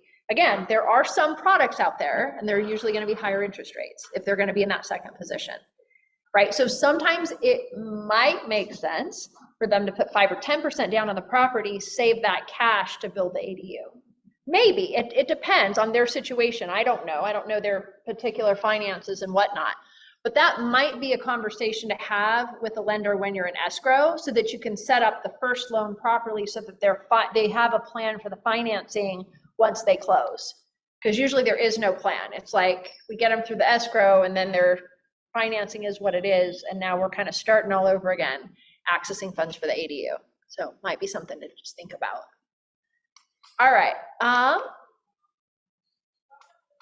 All right, so I'm gonna just walk you through some additional opportunities that we provide to you guys, and then we'll have 10 minutes for Q&A. So what are the other ways that you guys can plug in to any of the things that we do? We have upcoming classes and events. So our website is sidekick.homes. Did you guys know there's a .homes? You guys could all get .homes. You could get your real estate name .homes, right? All right, so we're sidekick.homes/events. Is where you can find any of our upcoming events. We do have an upcoming homeowner event, which is what are the pitfalls to avoid and how to get started with your project the right way. We're going to talk about costs. We're going to talk about hiring a team. We're going to talk about what are some of the pitfalls where we've seen people lose money on an ADU. Like, don't lose money, spend your money wisely when you're going into one of these projects. So we've got a class for that, and then we also have a class coming up at the Palos Verde Association of Realtors. Are you guys Greater LA? Is that the board that you guys are with? Okay, cool. So we regularly teach classes with the local boards. We do, I'm a licensed instructor for a class called All About ADUs, and it's part of the prerequisite to get your ADU specialist designation. So I will occasionally teach that at the different boards as well. So you can get that designation. It's a 4-hour class where we really, really take a deep dive and what are the things that you need to know as a professional to be able to help your clients. And that's offered, I saw one of your first slides would say like certified AD specialist, and I was wondering, like, it's. Yeah, I had that, this was one that we just did in February in Los Angeles. So I zipped past it because it's, we don't have a current ADU Academy right now, but we will have one coming up at some point. And I regularly, if you get on our email list specifically for realtors, we will get that information out to you when we're teaching the next class. Yeah, and this was our All About ADUs class. We just don't have a date scheduled right now for that.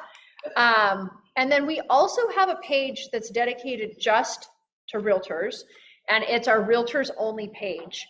So it's sidekick.homes/realtors only. And it's going to ask you for your DRE number, because if we're really serious, this is just for realtors. And so what some of the resources are is, when you have a client who's wanting to buy a house with an ADU, what's the checklist of things to look for, right?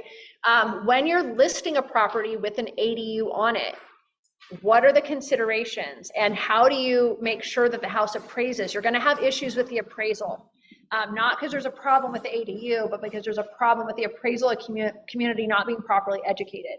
There are standards that they're supposed to follow. Most of them have not been educated on them. So you're going to have to come in, and we actually have a resource, a 3-page resource you can hand to the appraiser that tells them how they're supposed to be appraising it, and it references the Appraisal Institute course and instructor that teaches it, right? So it's not my information. It's like, here's what your association is saying as far as how you should be appraising ADUs, right? So you can use that. We walk you through like how to prepare for that appraisal so you can make sure your house appraises. So we've got resources on the ADU handbook on that page. We have got all kinds of resources for you guys, and we're regularly adding to it just so that you have a go-to place to get what you need in real time. Because what's going to happen, you guys all came here today, and then you might not talk to someone for like 3 months, and then it's going to be like, oh, my person wants to buy a house and they want to build an ADU, and what do we need to be looking for? What types of properties do I need to be looking at, right? And so we'll get you that information. All you have to do is just print it on out and take it with you when you're going to look at your clients, and then you'll look like a pro. If you guys ever want to partner with us, if you've got a property that's got like great ADU potential and you want us to like put together slides for your open houses, feel free. We're happy to provide you with resources like that. I've got a couple of realtors, when they're door knocking, they'll actually put all of their information on one side and they'll put ADU information on the other side. That way, if someone's not looking to sell, they're talking about ADU. And here's the big reason why. Because most of our business comes from referrals from past clients and from realtors, we really want to make sure that we're supporting you guys. And so what'll happen is when somebody comes into our system, we always ask, where did they come from? And if it was a door knocking flyer, or you mentioned this on Nextdoor or whatever, we're tracking in our system so that when we hear that they're wanting to buy, sell a house, we refer them back to you. So for example, I had a realtor mention us on Nextdoor, and we asked the person, like, how'd you hear about us? They said Nextdoor. I said, great, who is the person on Nextdoor that mentioned our name? And it was one of the realtors in one of our Keller Williams offices. So we put her as a referral partner. She didn't know these people, right? She just mentioned us on Hey Calls, the Sidekick Homes. Anyway, we put her as a referral source. After we got the ADU built, and they started renting it out for like over $3,000 a month, they're like, this is awesome. Like, we want to go buy another house and do this again. And they were trying to get the unit rented out. So we referred them back to the realtor. She helped them get the rental comp set up, and then was on their way to help them buy the next property, do it all over again. So we like to partner in that way of making sure that we're keeping people coming back to you guys. ADUs are a fantastic way of increasing the number of deals that you will do with your sphere of influence over the course of your career. So right now, I think they're saying people are gonna like sell a house every 10 years, it's sounding like, and they're staying in them longer. It used to be 7, and now it's like, I'm hearing 10, 12. So of all the people in your database, at this point, like 10% of them are gonna maybe buy something this year, right? If your homeowner clients, what is the saying? David Coe, who's also with Keller Williams, he says, your homeowners are actually investors. They just don't know it yet. And so if you can educate them about ADUs, they will likely turn into somebody who will buy from you every 2 or 3 years. There's a client that we're working with right now, young couple. They pulled all their money together. They bought their starter home back in 2019. And in 2020, they decided, we're going to build an ADU. They got the ADU completed by 2021, rented it out for a couple of years. Then they saved all that money for what? A down payment on their next property, right? Now their debt to income ratio is improved because they've got 2 years worth of rental income they can show from this ADU. They were able to go out and buy a second property. We're almost have the plans approved on that one, and we're going to be breaking ground probably within a month.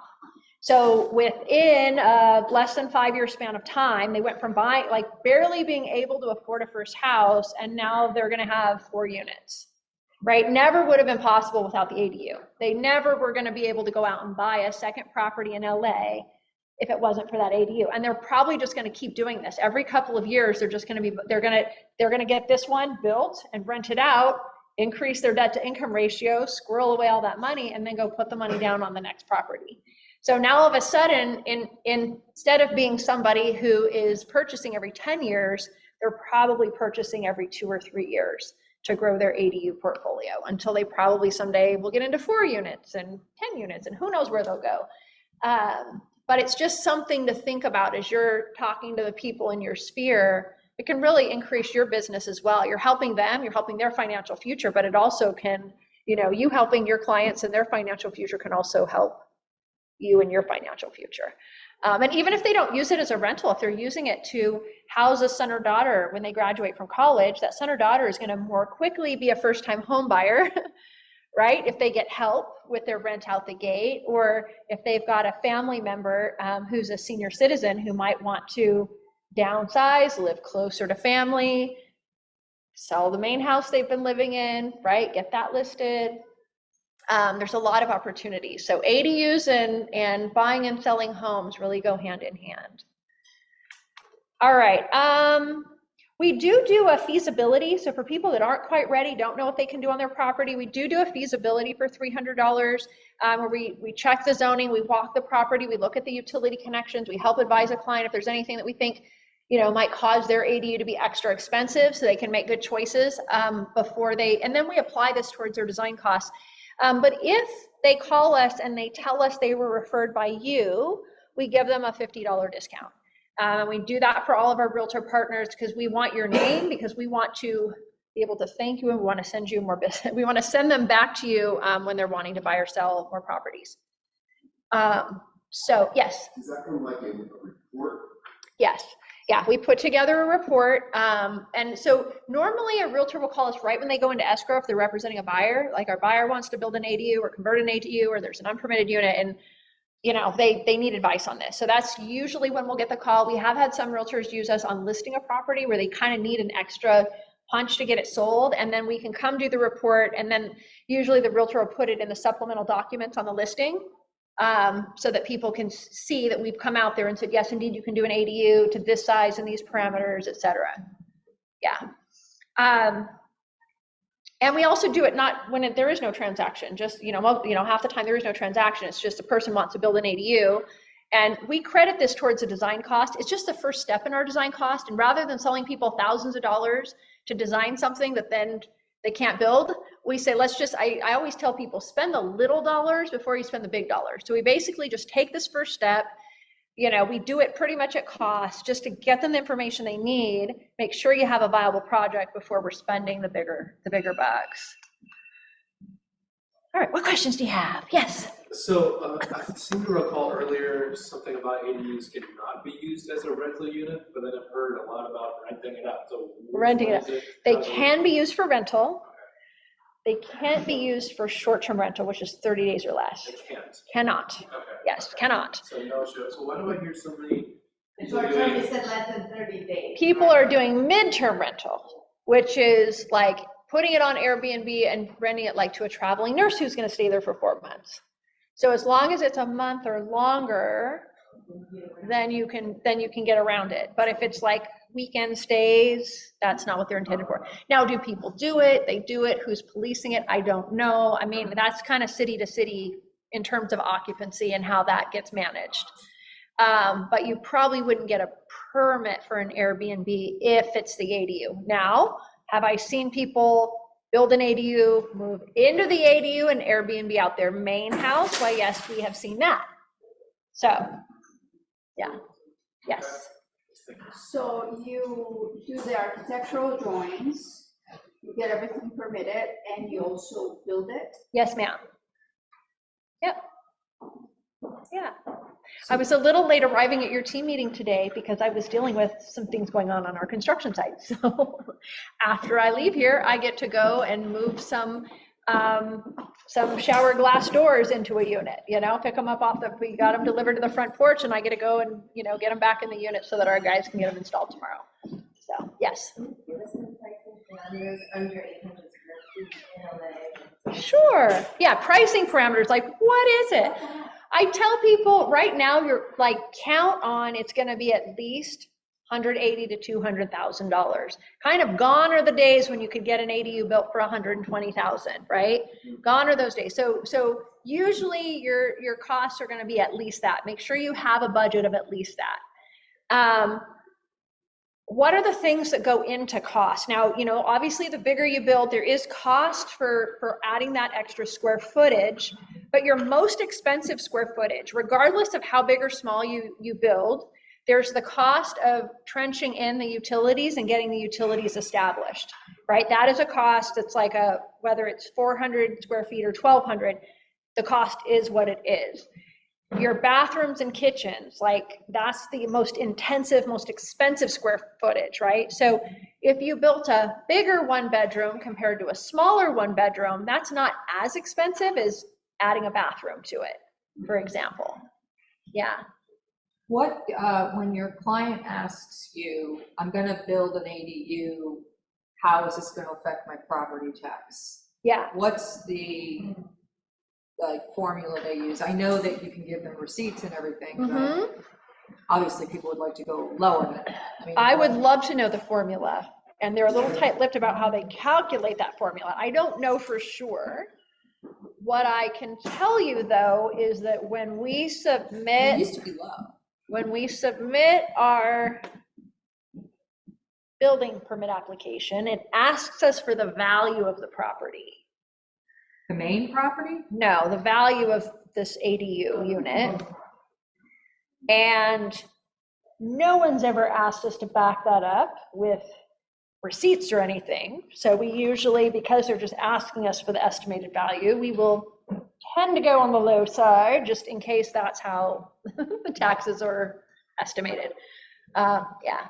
And the conversion that you spoke about at the beginning for units that may have been done illegally, but already have utilities, already have bathrooms, already have kitchens, what's a range of legalizing? Yeah, do you know, I've seen it, the lowest cost we've ever done on just on the construction side was just under 50,000.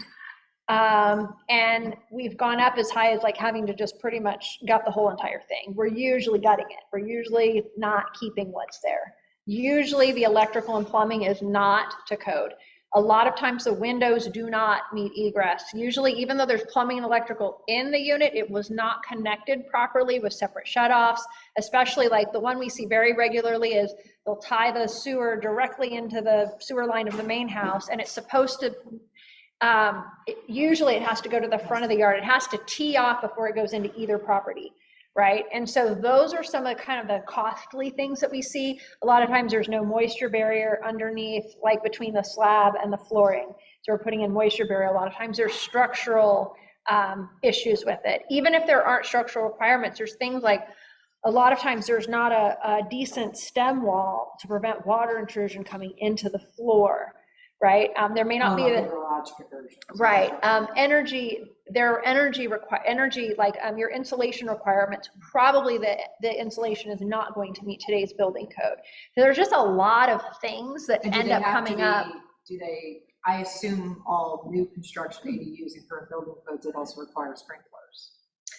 Interestingly, yes. However, if the main house is not sprinklered, they don't automatically require sprinklers. So what a lot of cities are doing now is you have to go through the fire department to get clearance, and they're gonna do a number of things. They're gonna test, they're gonna do like what's called a fire flow test. They're gonna test the fire hydrants, see how far is the fire hydrant from the front of the property, distance to the ADU, what is the water pressure of that fire hydrant, how wide is the driveway, could a fire truck get back and service that ADU, how far is the ADU back from the frontage of the street. So now they're saying, okay, you might not have to do fire sprinklers, but when the ADU laws were first approved, saying that people didn't need fire sprinklers, that the main house didn't have it, we didn't have to do fire sprinklers on almost any house.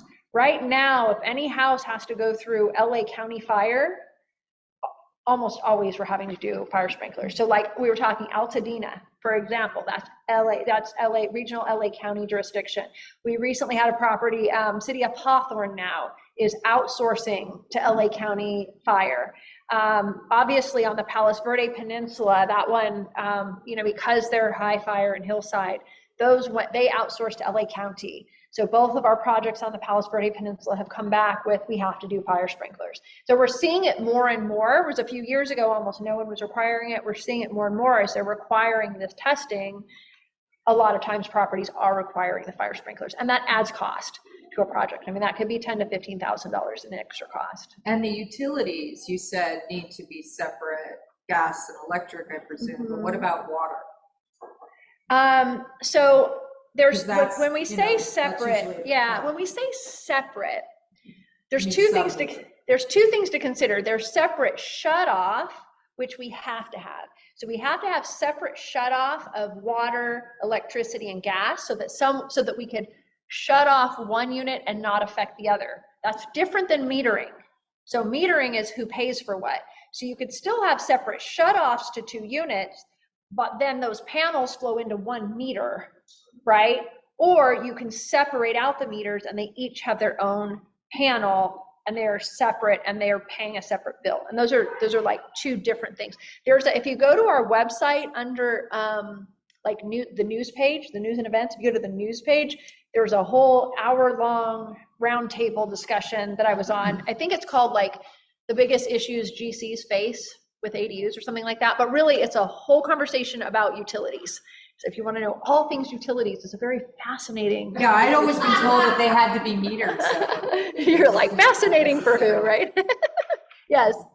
So I remember when in 2020, the law changed, like at that time, I believe that the maximum size of the detached ADU was about 1,200, and of the attached junior, like about 470 or something like that. Is that still the case, or have they changed? Yeah, so for a detached ADU, the state law does say that all of the local jurisdictions have to cap the size at 1,200 square feet.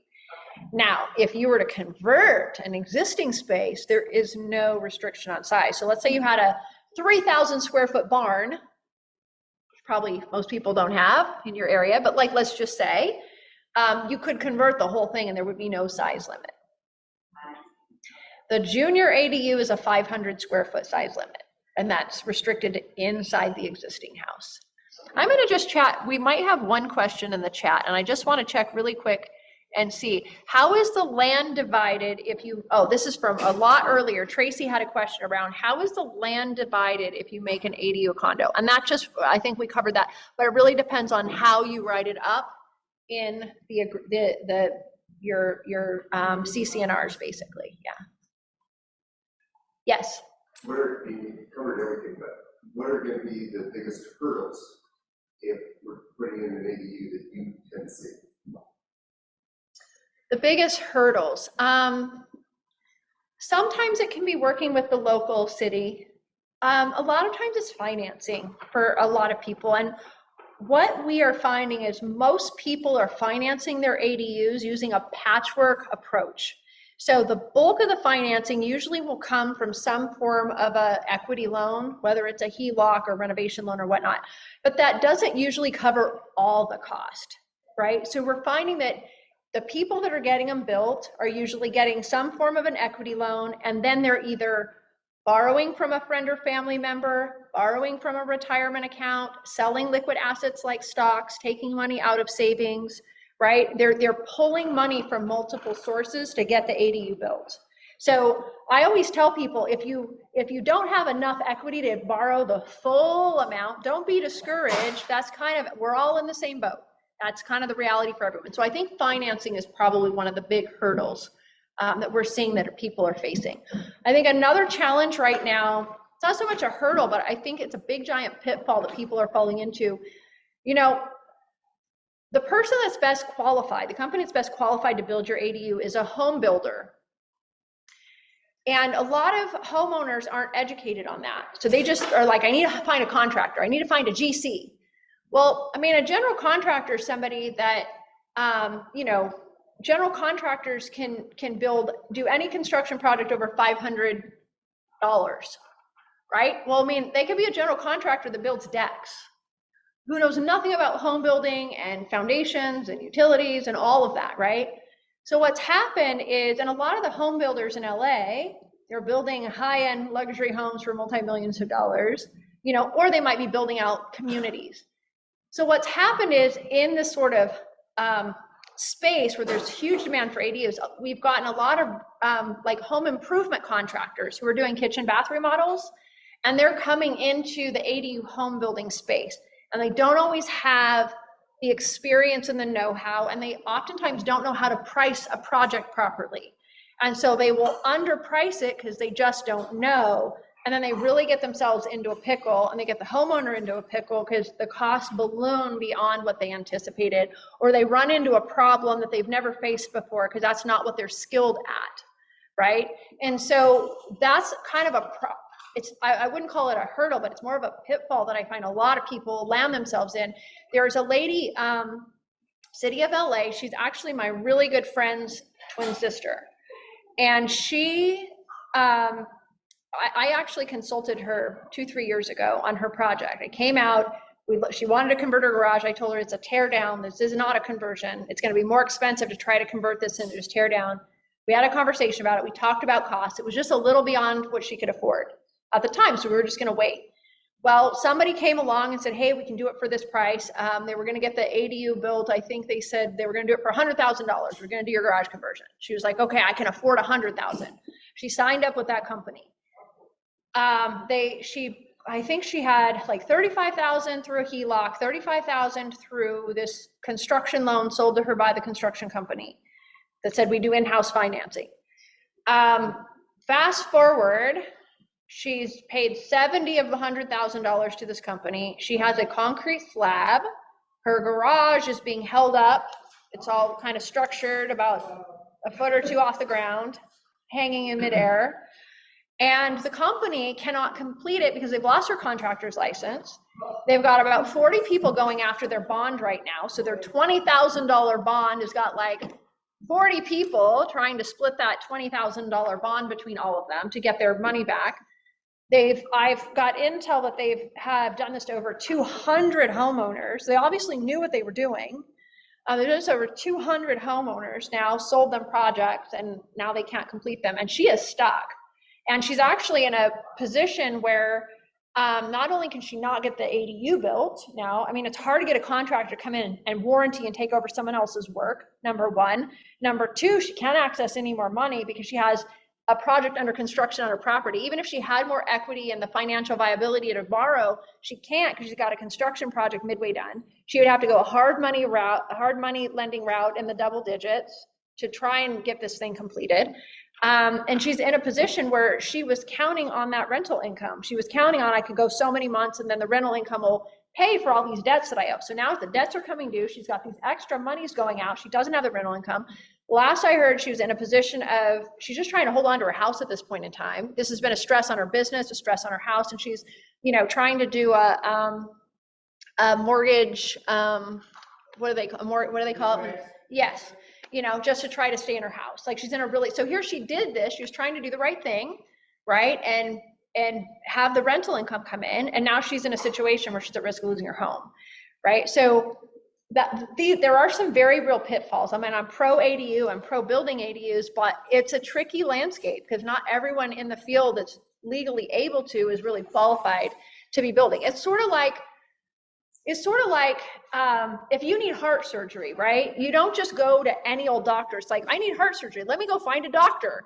No, you need to go find a heart surgeon, right? You need to find the person that's qualified to do the thing that you need to do. So I think that's a big problem that people are falling into. There's a document we just created, the 5 pitfalls. Like, don't fall into these costly pitfalls that are where I see people losing money. But that's one of the biggest ones. Is just like not hiring a qualified team.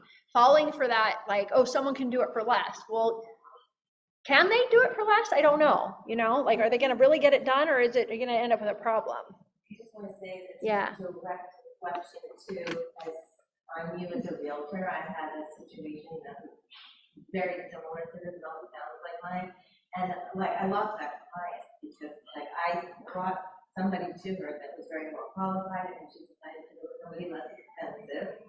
And then because I'm there checking on the work, trying to help her through, it became a reflection of me that it wasn't working out very well, and I lost that relationship with that client. So it's very important to just go to the people who know, and then do the best you can to sell that. Yeah. Well, and I always tell people it can be very enticing when you see a lower dollar amount. Like, 'cause this is expensive, right? I mean, this is we're building a home. But the problem is like, are the risks worth it, And I tell people, like, we're all buying our material from the same supply houses, the material costs with the material costs, we're all competing for the same shortage of skilled labor out there to get it built, you know what I mean? And they're charging what they're charging, and our margins are pretty small on top of that. So like, there's not a huge amount of play with the numbers, Yeah. Yeah. Yeah. Yeah. If it sounds too good to be true, it probably is. Yeah, you got to be careful, Yeah, absolutely. Yes. So if somebody has plans through the city of Burbank, and they haven't hired a contractor yet, but the designer was putting them through, are you able to take that project And build it? Build it? Yes. Yes, we actually have one that we're getting ready to break ground on in the city of Burbank within a couple weeks. So, yes, yeah, and so sometimes you're right. So sometimes we get plans and another architect or designer drew them up, and people come to us, they say, I've got my plans are ready, I've got the art, we call it RTI, ready to issue permit, we're ready to go, and they'll come to us, we'll work out what our construction estimate is, and then we can move forward in construction with them. Yes, it's not a problem. In addition to single family, we also do multifamily. We can work with investors who have apartment complexes and get ADUs built in the apartment complexes. Happy to look at investors' portfolios and see which of the properties probably make the most sense and where to start. We have an investor right now. We've put ADUs on. We're working on the third property right now, and they're fourplexes. So the first fourplex, we put a little duplex in the back. The second one, we converted a space to a big 2-bedroom, and now we're putting another duplex, one on top of the other, behind another one of her fourplexes. So she Doing a just, duplex and an ADU? what's that? Yes, it's 2 ADUs side by side. So on a multifamily property, you can get multiple ADUs. Oh, you know what I didn't talk about? You guys want a little, we're over time, but I've got an extra nugget on, I'll give you guys a 411 on something coming up next year. And this is a law that's currently in progress. That is very likely to pass, but it's still going through committee, and it could work, the details could work out different by the time, it passes. But it basically would enable on a multifamily property to build the number of ADUs equivalent to the number of existing units. It's like if you have 8 existing units, you could potentially build 8 ADUs. If you had 20 existing units, you could potentially build 20 ADUs on the property. I mean, where are they going to fit? That's a whole other question. That's a whole other story, right? But well, and it also, I would assume, like if you have a 2 or 3 unit property, we'll say you have 3, and then you want to build 2 ADUs, it's going to throw your financing into a different category. Correct. But right now, what's happening with a lot of investors is they're not really feeling like buying right now with interest rates as high as they are. A lot of the properties just aren't penciling. And so what they're doing is they're looking at their current portfolio and saying, well, what can we build? Where can we put ADUs? What can we add right now? Where's the value we can add? And how do we take the capital that we have and invest it in something that's going to turn us a profit until interest rates come back down or there's a more enticing, purchasing environment? Yes. It's kind of a weird question, but do you do vertical, meaning if the home is 1 story and you put ADUs stacked up? Because I went to a woman's house in Cheviot Hills. And she, I guess it was a 4-story, and she converted it to kind of what you're saying, but vertical, that way she's still in the code and in the zone, and her neighbors don't really know. But, yeah, so each floor is a unit, is kind of an ADU stacked. I don't know what you think about that. Very cool. Or if you guys are looking into that too, or I guess. We haven't done a 4-story one, but we do have, we have a couple of different projects that we've done where it's 1 ADU on top of the other. Yes. Oh, okay. Yeah, and in 2 different cities, we've gotten those approved. Right, just Yeah. in neighborhoods where it's like not really allowed, but that way the homeowner can get income and kind of, they're creative. Yeah. It's not an ADU, but it, There's. So they keep the zone in the yard, I guess. Well, and ADUs actually don't count towards zoning, which is great. So like, for example, like if you have a single family and you can only have 1 unit, that ADU doesn't count towards the zoning. Oh, okay. Or if you have if you can put 2 units on the property, the ADUs don't count towards the zoning. That's why you can add the ADU units, even though you might be maxed out for the zoning. That's interesting. I didn't know ADUs you could stack 2. So you could do a 2-story. You can potentially, not in every city. So it depends on the ordinance. It depends on how high you can build. And how many steps? And sometimes it depends on the proximity to high quality transit as well, if you can make that 2-story work. So, yeah. Yes, I have cards. I can give you my cards. And if you want to go to our Realtors Only page, you are welcome to go there as well to keep up to date. Or if you want to give me your card, I'd be happy to send these slides out so that you guys have them. But yes, I have got cards right here. Happy to share.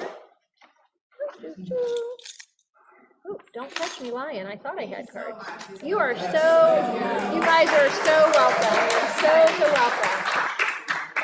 And you have a beautiful office. I love the office. And you know what? I can tell you guys have a really good culture in your office. I could just tell it during the meeting. What's that? Can you build our kitchen? Can I rebuild your kitchen? You need a new kitchen? Is that what you're trying to do? Mine on me. If you want to write on a piece of paper, I'd be happy to get it. Brock, let me just stop there. Yes, we meet again. We meet again. Hold on, let me just stop. Yeah, you know what? I was just looking and I might have taken them out. I'm gonna look again. I